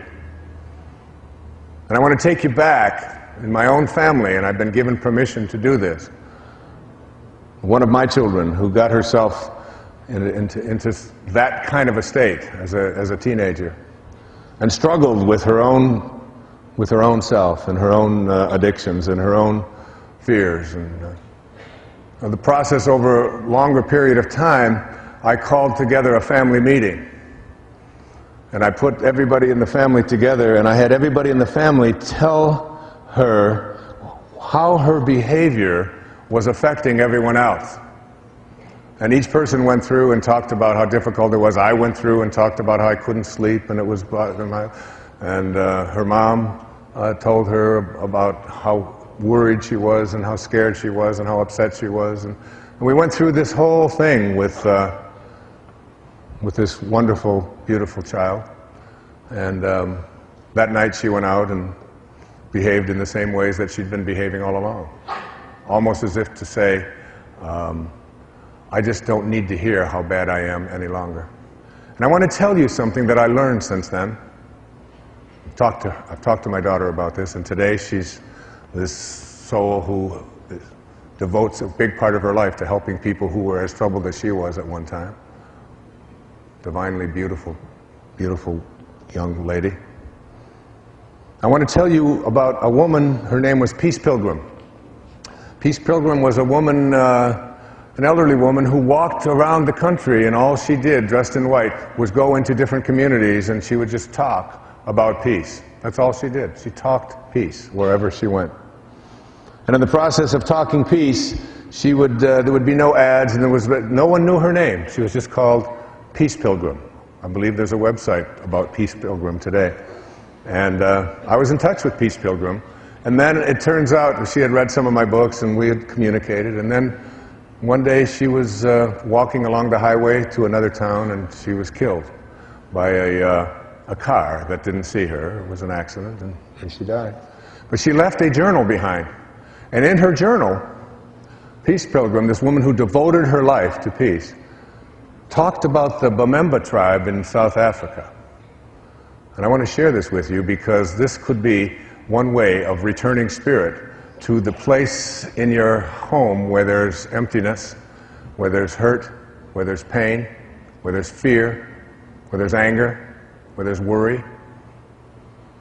In the Bamemba tribe, Peace Pilgrim says, when a person acts irresponsibly or unjustly, he or she is placed in the center of the village, alone and unfettered. All the work ceases.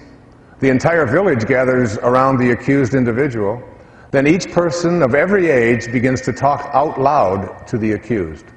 One at a time, each person tells all of the good things the one in the center ever did in his or her lifetime. Every incident, every experience that can be recalled with any detail and accuracy is recounted. all positive attributes, good deeds, strengths, and acts of kindness are recited carefully and at length. No one is permitted to fabricate, to exaggerate, or to be facetious about the accomplishments or the positive aspects of the accused person. The tribal ceremony often lasts several days, not ceasing until everyone is drained of every positive comment that can be mustered. At the end, the tribal circle is broken, a joyous celebration takes place, and the person is symbolically welcomed back into the tribe. Necessity for such ceremonies is rare. Now, I'd like to think about that in terms of what I learned since the family meeting that I called a decade or so ago. If I were to do it over, I would place this beautiful child in the center of that circle, and I would have everyone talk about the wonderful things about her. About however, wherever we go, she just always thinks about the downtrodden. Dad, can we just take some donuts out to these workers, these migrant workers? They never get to have just some. Can't we just go over there? Come on, Dad, let's just take them some donuts. Can't we just do something nice for this person? I would tell them about the time that she went over on Mother's Day and bought a little trinket for her mom and wrote a little poem next to it that. I would talk about how she made us laugh all the time when she was a baby, and with that little tongue of hers and the little words that she made up and that funny little way that she walked and her own sense of independence. And we would go on and on and on with this. And if we can teach those who are troubled, those who cause us pain, those who use language that we don't approve of, those who dress in ways, those who do things to their bodies that we don't think they should do, if we can just immerse them in a culture of acceptance and love, even if they're behaving in ways that seem so anathema to you, if you can just find a way to continue to do that, eventually that spirit has to raise, and your consciousness expands in every direction.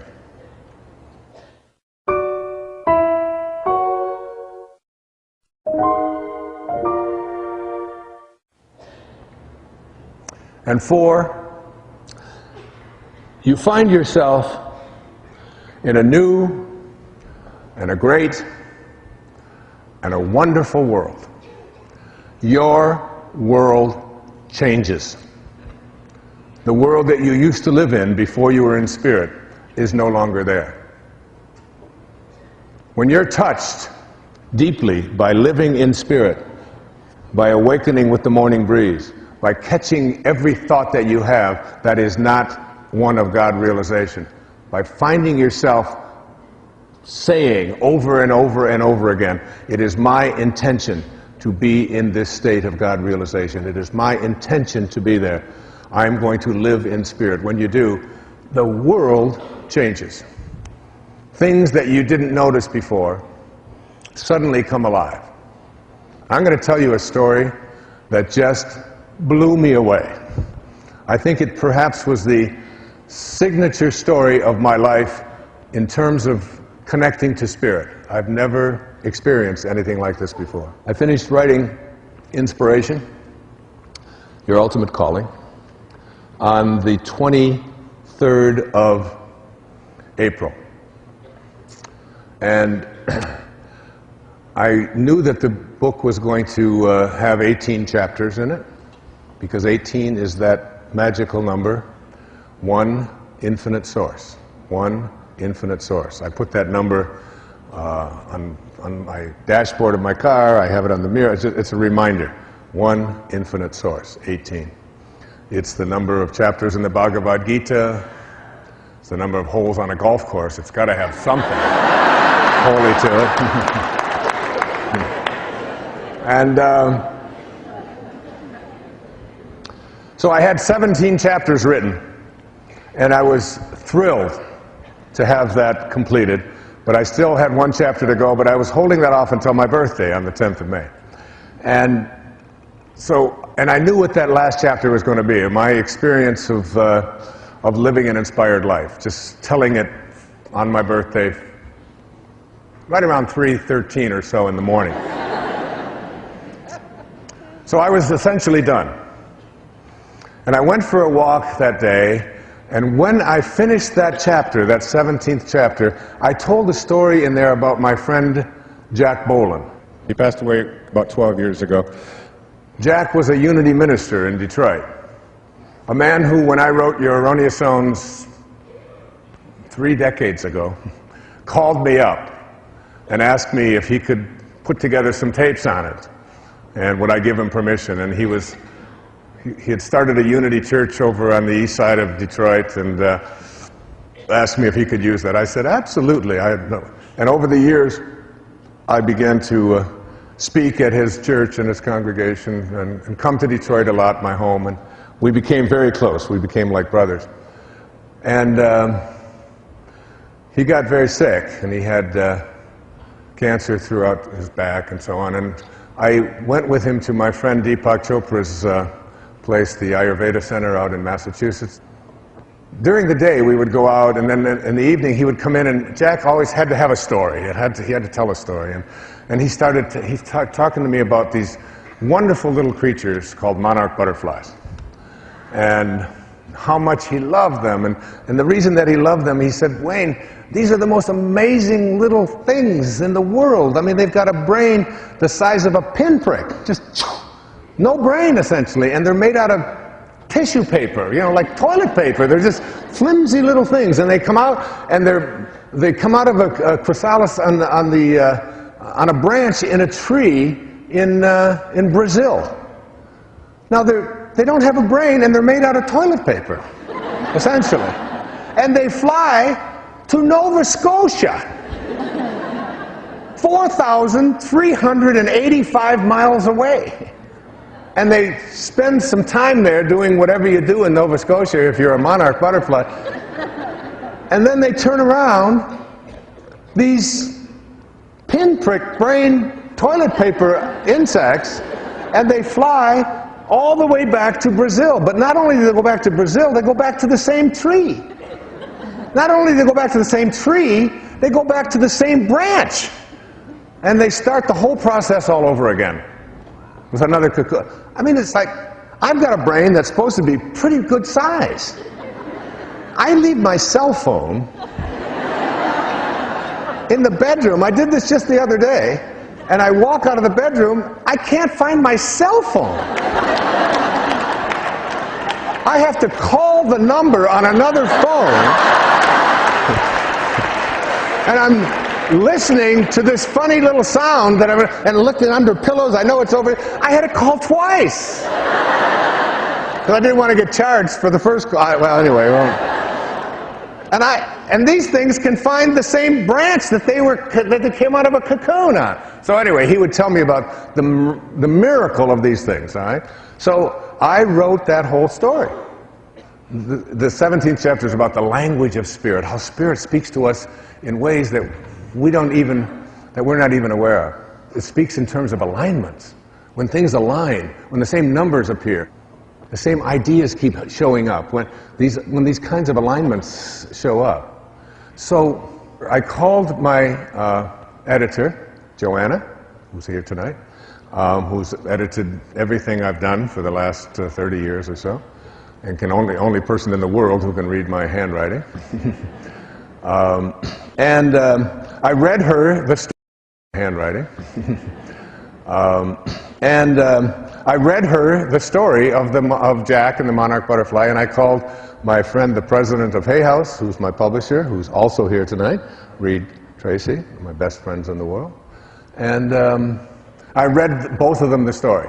All right? And then, because I always do that when I finish a chapter, I read it to just see what it sounds like. Took off on my walk. It's 12:30 in the afternoon. I'm going for a walk along Kaanapali Beach. And I walk, and I walk, and I get out to this place called Black Rock, out on West Maui. And I'm walking there, and I'm at peace, and I'm going to meditate, and I got my cell phone with me, I found it, and a monarch butterfly flies right out of the tree, and I don't think I've ever seen monarchs there before. Right? A monarch butterfly flies out of the tree and circles and lands right there, 3 feet in front of me. So I think, well, a little bit of a coincidence, but you know, that's because I just read the whole story, and I reach over to pick up this butterfly, and it looks at me like I'm a butterfly. You know, I don't deal with humans. I mean, my DNA is programmed to stay away from you, and it flies away, and it goes out about 40 yards, and it makes a U-turn, and it comes back, and it lands on my finger, right here. And I look at it, and I have never had this happen before in my life. I've had butterflies brush up against me once, but I've never had one just seek me out. So it lands here, and I immediately reached for my cell phone, and I called Joanna, you remember? And I said, Joanna, there's a monarch butterfly on my finger. You know what I just read to you this morning? She said, as she always does, she's so sweet and peaceful, meditate. I said, meditate? This is a monarch butterfly. I just wrote about him and Jack and all. She said, just go meditate on him. So I call another number. And I call Reed, the president of Hay House, my buddy. All right? And I said, Reed, I read to you this morning about a monarch butterfly. I've now got one on my finger. It flew to me. He said, get a picture. I said, what are you talking about? Get a picture. I've got my bathing suit on and a cell phone. I don't have a camera. He said, we've been thinking about what's going to be on the cover of the book. He said, this is perfect. Right away thinking about, you know, this is inspiration. This is like it's come to you for that reason. Get a picture, get a picture. So I took Joanna's advice, and I meditated. Now it's 1 o'clock in the afternoon when this happened, and I meditate for 30 minutes, and I called Joanna back, and I said, it's still with me. And I called Reed back, he said, get a picture. So, now this butterfly is doing, during the meditation, I don't know how to say this without sounding strange, but it's okay, because every word of this is true. I swear to you, this butterfly was trying to talk to me. I don't know how close you've ever looked at a monarch butterfly, but it had tiny little, almost like teeth, but they're not really teeth. I know they don't have teeth. And I bring the butterfly up real close to my eye, and it's doing this.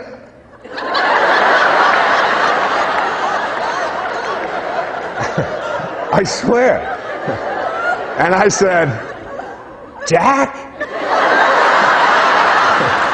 I had just written about him. I thought it was Jack. And then I took the butterfly and I put it over by my ear, in case it was making little sounds and it had a little, you know, I was just totally freaked out by this thing, because it's now been an hour. It's been an hour. It's now, and it won't go. It's like I take it over here, I put it over on this finger, it's over here, and it won't go. And I'm going, okay, you know, that was not, it won't leave. It's just connected to me. So I walk, I said, maybe Reed's got a point here. Maybe we need to get a picture of this thing. So I decide to walk back to where I live.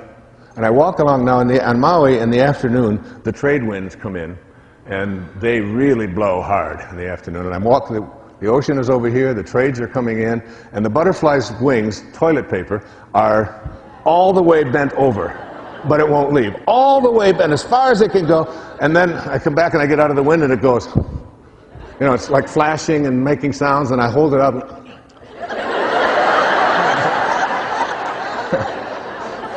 So I'm walking along the beach, the beach there, and there's a little girl she's about 4, 5, 6 years old, who's totally traumatized because she got the wrong color Slurpee. That's her issue, okay? Giving her mother more grief, you know. I want to tell her about Immaculate in the bathroom. I want to tell her, you know, didn't want purple, I wanted yellow, and you gave me purple Slurpee. I hate purple Slurpees. Going on and on. It's real. So I tap her on the shoulder. Tears are running. I said, you want to see my pet butterfly? I did. She said, what's his name? What's his name? What's his name? I said, Jack. This is Jack. I did. And she went from, I don't know how to say this. She went from pissed to blissed, okay? I don't know if they can use that. She went from, being so upset to just this total state of bliss in just 1 second. The tears dried up. She smiled. She wanted to know if she could take it home. I said, no.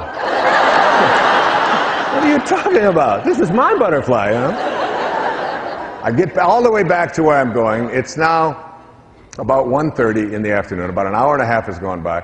I live in a place where they have a concierge downstairs, and there's a pool there, and there's a girl there. Her name is Cindy. And I walk upstairs, and I call Cindy down at the pool, and I said, Cindy, can you walk over to the ABC store and get a portable camera and be here in 5 minutes? She said, do you want me to come to your apartment with a portable camera in 5 minutes? I said, yes, I do. She said, why? I said, I want you to take a picture of me and my butterfly.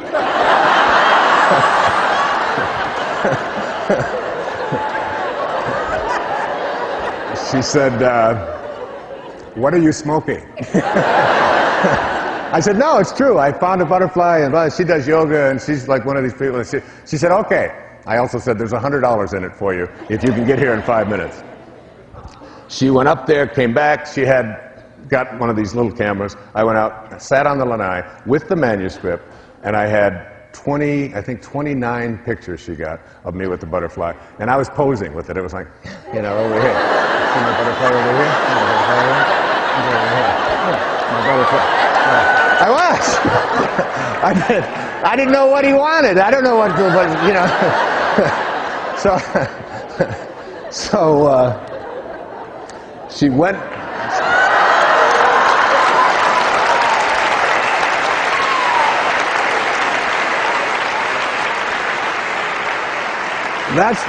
That's the actual butterfly. Truly it is. Now we had to take a different picture because those $13 cameras aren't the kind you can use on photographs, on books, and so on. But I insisted that they put Jack on my finger on this, so they transposed it through, I don't know, through computers or whatever. So that's the actual butterfly. And if it flies out of there right now, I'm going to fall down, all right? I promise you. So I get back, she went, took the camera in, got the pictures developed. It's now around 2 o'clock in the afternoon, so it's been, or 3 o'clock in the afternoon, it's been 2 hours, right? But now I don't know what I'm going to do with this butterfly. What do you feed a butterfly? Do I get a leash? Do I get a cage? Am I going to keep him? Do I, get rid of him? Whatever. I didn't know what I was going to do with it. But I set it down on the manuscript that I had handwritten that morning, where I talked about Jack and the monarch butterfly, and I set it on there, figuring it maybe recognized that this is where it came from or whatever. I had it walking around on and I went back, took a shower, it was gone, did a little meditation, did a little work, and so on. Came back, butterfly is still there. 2.5 hours. And I reached down after having taken a shower, and I put my finger down there, and the butterfly looked back up at me just like it did when I went to pick it up down here, as if to say, well, who are you and what are you doing? And I'm going to show you that I'm not sick and this isn't an accident. And it took up and it circled me and it took off straight out towards the ocean, made a circle, and was gone. All right? And that's my butterfly story. And it's...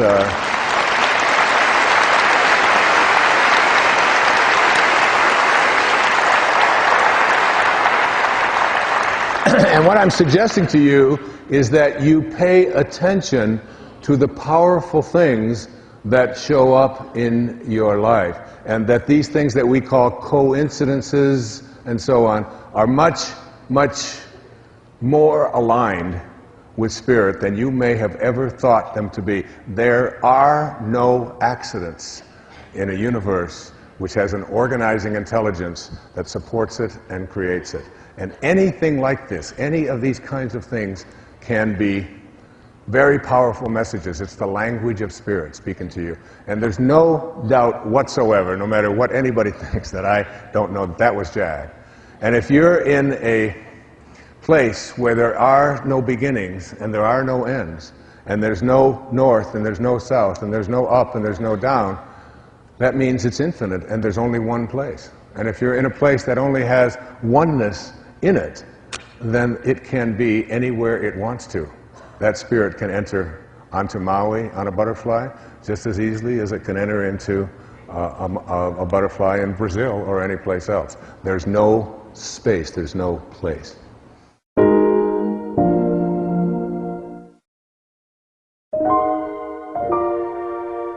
After you discover yourself to be in a new and a great and a wonderful world, you'll start noticing these things. And then dormant forces, faculties and talents come alive.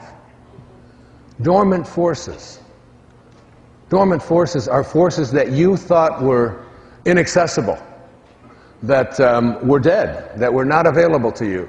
These things that my teacher, Carl Jung, who I mentioned earlier, called synchronicities or serendipities, that you're having a thought, and because of the thought that you are having, it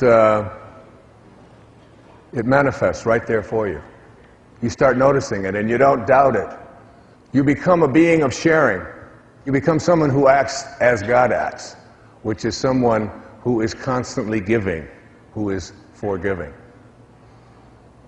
I received a letter in the mail that illustrates this phenomenon of dormant forces coming alive. The letter was from a woman who at that time was living in Topeka, Kansas. She said, "Dear Wayne, thank you so much for your presentations and your tapes. You are frequently my traveling companion as I drive in my job. I just wanted to add my testimony to the power of meditation and intention. I was an on and off meditator, but realized how much more smoothly my days went when I was on it.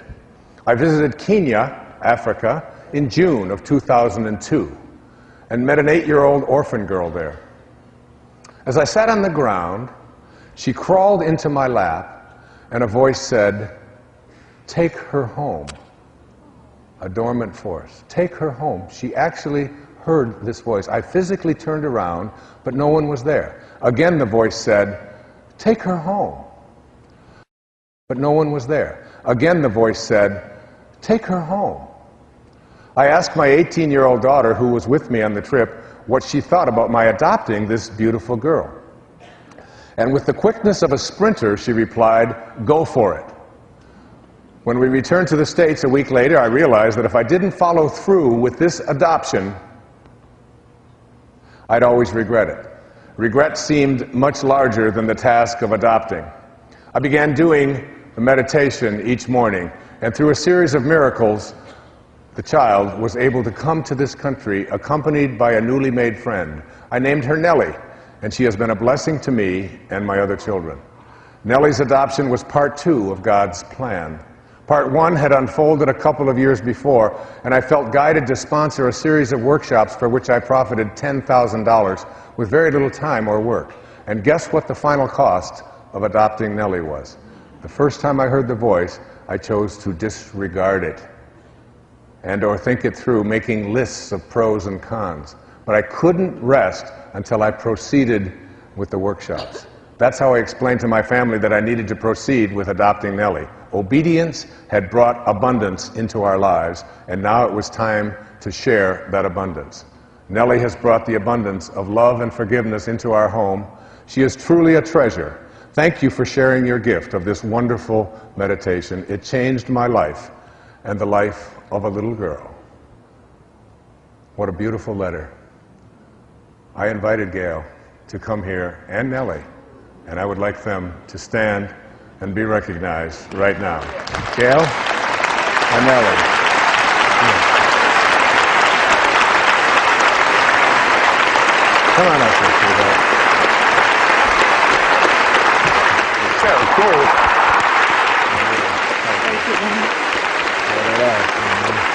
Thank you. Thank you. That's so beautiful. Thank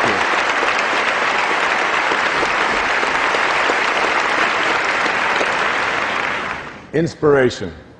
Gail and Nellie, you inspire me. You listened to your dream, and you didn't go with the cons. You went with the pros and made it happen. And we are honored to have both of you here. You're the beautiful people that this world needs more of.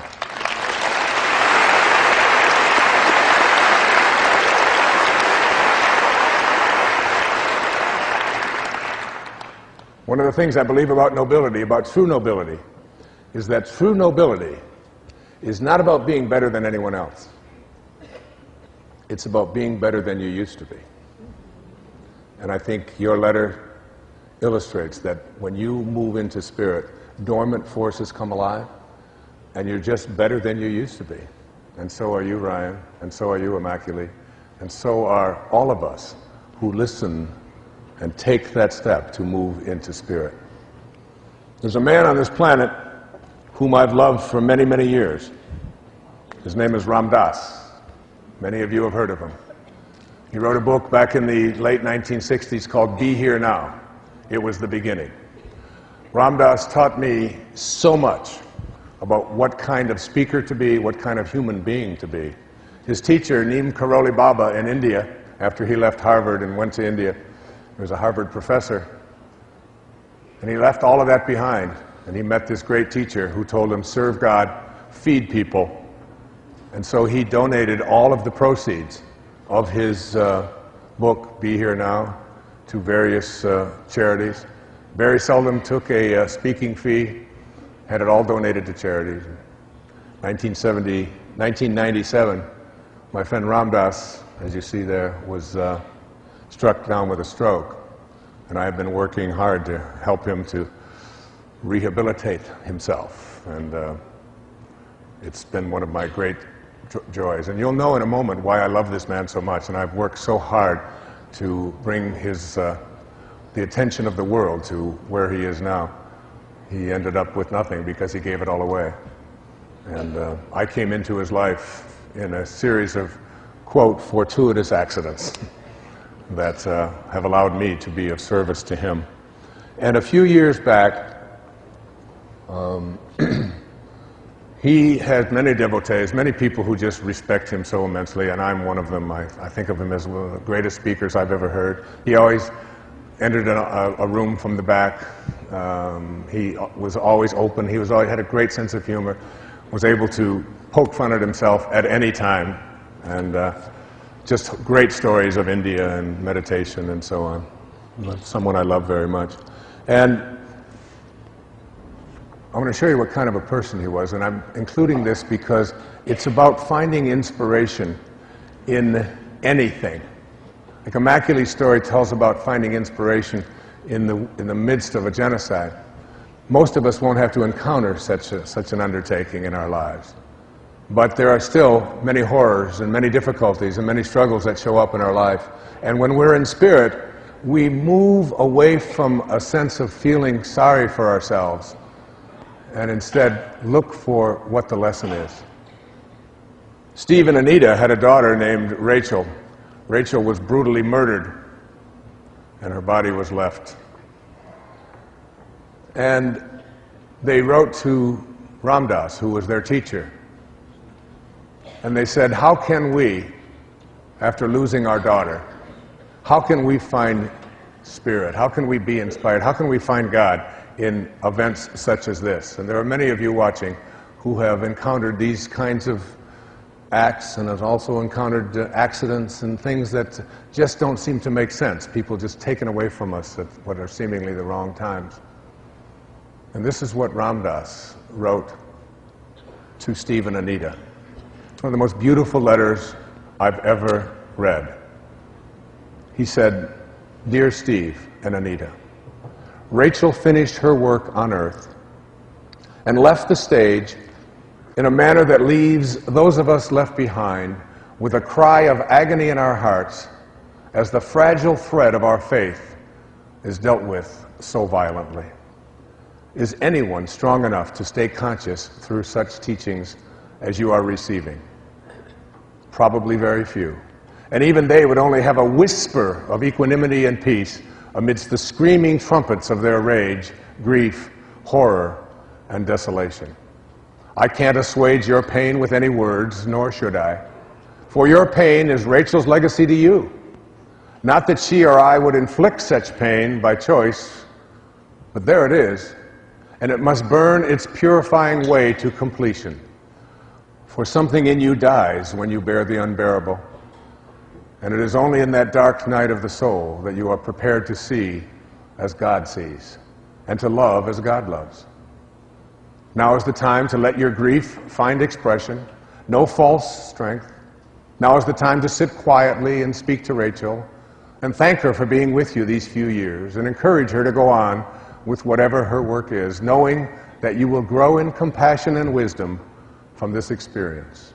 In my heart, I know that you and she will meet again and again, and recognize the many ways in which you have known each other.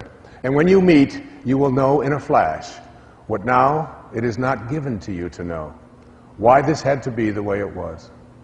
Our rational minds can never understand what has happened, but our hearts, if we keep them open to God, will find their own intuitive way. Rachel came through you to do her work on earth, which includes her manner of death. Now, her soul is free, and the love that you can share with her is invulnerable to the winds of changing time and space. In that deep love, include me. In love, Ram Dass. I just don't think writing gets any better than that. And for those of you who can't figure it out, perhaps just listening to those words and being able to find inspiration, even in the most horrifying of times, when you're in spirit, you have a different kind of a knowing, one that doesn't require you to continue to suffer.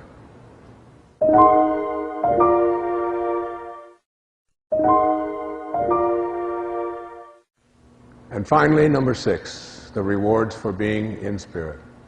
You discover yourself to be a greater person by far than you ever dreamed that you could be. You practice radical humility. People who have inspired me in my life include Rosa Parks, passed away not too long ago, Nelson Mandela, President Kennedy in the midst of the Cuban Missile Crisis when he went within and found a way by connecting to his private source to avoid a nuclear confrontation. Martin Luther King Jr.'s teachings about the only way to convert an enemy to a friend is through love. There's no other way. But you know, I would be remiss in a program on inspiration if I didn't include the person, perhaps the one person, who has been my greatest source of inspiration. I was born in 1940, the youngest of 3. My father walked out. In fact, when my mother brought me home from the hospital, she told me that my father had moved in with another woman and left my oldest brother, who was 4, and my next oldest brother, Dave, Jim and Dave, who was 2, less than 2, in the care of a 4-year-old. He was someone who paid no support, who wandered, who was frequently with other women, and so on. He was an alcoholic, and visited a lot of difficulty. There was no time in those days for welfare and so on. There was a depression. My brother was anemic. My mother was working for a while as a candy girl, earning $17 a week, and she put my brother Dave and myself into a series of foster homes sponsored by the Methodist Church because there just simply was no other way. But her nightmare was very, very real. Her family had been split, but she held a vision of reuniting her family one day. She visited when it was possible, but we were 17 miles away in Mount Clemens, and It might as well have been 17,000 miles because she didn't drive, had no automobile or any way to get out there hardly. Did what she could, but she could get a ride. But in 1949, she married a man that she really wasn't in love with just because she wanted to reunite her boys and got us all back together. Married another alcoholic, abusive man. When he wasn't drinking, he was fine, but he never wasn't drinking. And I can remember my mom waking up every morning in those years, when I was 9 until I was about 17, getting up at 5 o'clock in the morning, taking 3 buses to work at Chrysler where she was a secretary, working all day, coming home, getting home at 5:45 off the bus at Peerless and Morass Road, and coming in and then making dinner for her 3 hungry boys, and doing this over and over and over again. Everyone in our neighborhood loved our home because my mom was this cool lady that just never was anything but positive and uplifting. None of us would ever have even for a moment disrespected her. She didn't demand our respect, but she certainly got it. She took incredible pride in herself, never would leave the home without her hair perfectly coiffed and in the right clothes and so on. Weekends for my mom in those days were spent down in the basement, washing clothes and ironing clothes. Her mornings were spent making lunches, working. And then her own mother became very sick, and I watched as my mother took care of her mother. She had 4 other siblings, but it was always her. Everything was on her. She brought her into her home, cooked for her, took care of her until she passed away. And then, wonder of wonders, my stepfather, whom she had finally divorced when I was 15. My stepfather, whom she had finally divorced when I was 15. His alcohol use and tobacco use was finally taking its final toll. And I watched her as she went to the home of this man who had done nothing but abuse her in all the years he was with her. And she cooked for him, and she did his laundry for him, and she took care of him and provided for him. Today, she approaches 90. She still bowls twice a week. She drives herself, takes care of herself, doesn't complain. She lives and breathes love in every way. And in a book that I picked up by Michael Murphy called What I Meant to Say, what happened was they were leaving a Thanksgiving dinner, and Michael looked at his mom, and they were exchanging just sort of polite expressions. And it was just small talk. Yeah, Mom, thanks for Thanksgiving, and so on. And he looked, and he wrote this book, and he wrote these words. He said, what I meant to say was, how can I possibly say goodbye to the person who was the first to hold me, the first to feed me, and the first to make me feel loved? From a distance, I watch you move about, doing the mundane tasks that to everyone else seem so routine, but for me, the tasks you lovingly completed year after year built and reinforced the foundation, the structure that made my world a safe and comfortable place to grow. All that I am and all that I can be traced back to is you. Whatever accomplishments I have made along the way would not have occurred without first believing in myself. And you are the person who always believed in me. Now, with a family of my own, I am amazed at the number of times I hear your words flow from my mouth. This phenomenon was at first most irritating. But now it warms me as I've come to understand that there's a part of you that will live on in me forever. When time parts us, I pray that you will reach across from the other side to again touch my face and whisper in my ear, for your warm and gentle presence in my life. For this I will always be most thankful. Yes, Mother. You inspire me. My mom.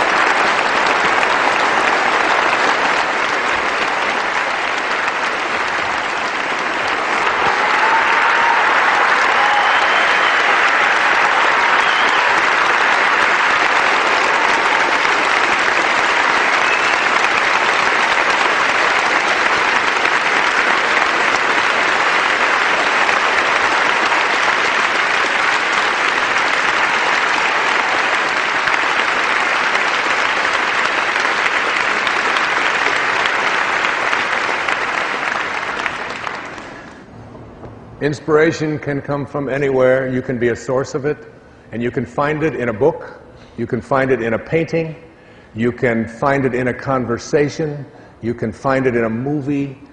I can't tell you how many of those kinds of things have been sources of inspiration to me. There was a great composer, his name was Don McLean, and he wrote some great music. Bye, bye, Miss American Pie. Drove my Chevy to the levee, but the levee was dry. You know that. And he also wrote another song that he wrote after he read the story of a man who was a great artist. His name was Vincent van Gogh. And on the 30th of March in 1852, Anne Cornelia van Gogh gave birth to a brand new little boy named Vincent Wilhelm van Gogh, and he was stillborn. And she buried him the next day. 1 year to the day later, on March the 30th, 1853, Anne Cornelia van Gogh gave birth to a second little boy named Vincent Wilhelm van Gogh, who became one of the great artists. Never sold a painting in his lifetime, but today his paintings sell in the millions and millions of dollars. He was a troubled young man. He believed that he was a replacement child, some say. Some say that he was the same child who came back the second time. But he went through a troubled life. He struggled for his sanity. He struggled for it. And he did some beautiful paintings, some of the most beautiful ever done, of ragged people. And Don McLean read a book about Van Gogh and was so inspired just by the reading of that book that he wrote a song that he called Vincent. On the 27th of July, in 1890, at the age of 37, after having painted some of his most beautiful paintings, one of which was called Starry Night, Vincent van Gogh walked out to his artistic writing place with his brushes in one hand and a revolver in the other. And he placed it to his heart, and he shot himself in the heart. It took him 2 days to die. And when Don McLean read about that, he wrote a song, the lyrics to which have always touched me so deeply. Starry, starry night. Starry, starry night. Paint your palette blue and gray. Look out on a summer's day with eyes that know the darkness in my soul. Shadows on the hills. Sketch the trees and the daffodils. Catch the breeze and the winter chills in colors on the snowy linen land. Now I understand what you tried to say to me, how you suffered for your sanity, and how you tried to set them free. They would not listen, they did not know how. Perhaps they'll listen now. Starry, starry night, flaming flowers that brightly blaze, swirling clouds in violet haze, reflecting Vincent's eyes of china blue, colors changing hue, morning fields of amber grain, weathered faces lined in pain are soothed beneath the artist's loving hand. Now I understand what you tried to say to me, how you suffered for your sanity, and how you tried to set them free. They would not listen, they did not know how. Perhaps they'll listen now, for they could not love you, but still your love was true. And when no hope was left inside on that starry, starry night, you took your life as lovers often do. But I could have told you, Vincent, this world was never meant for one as beautiful as you.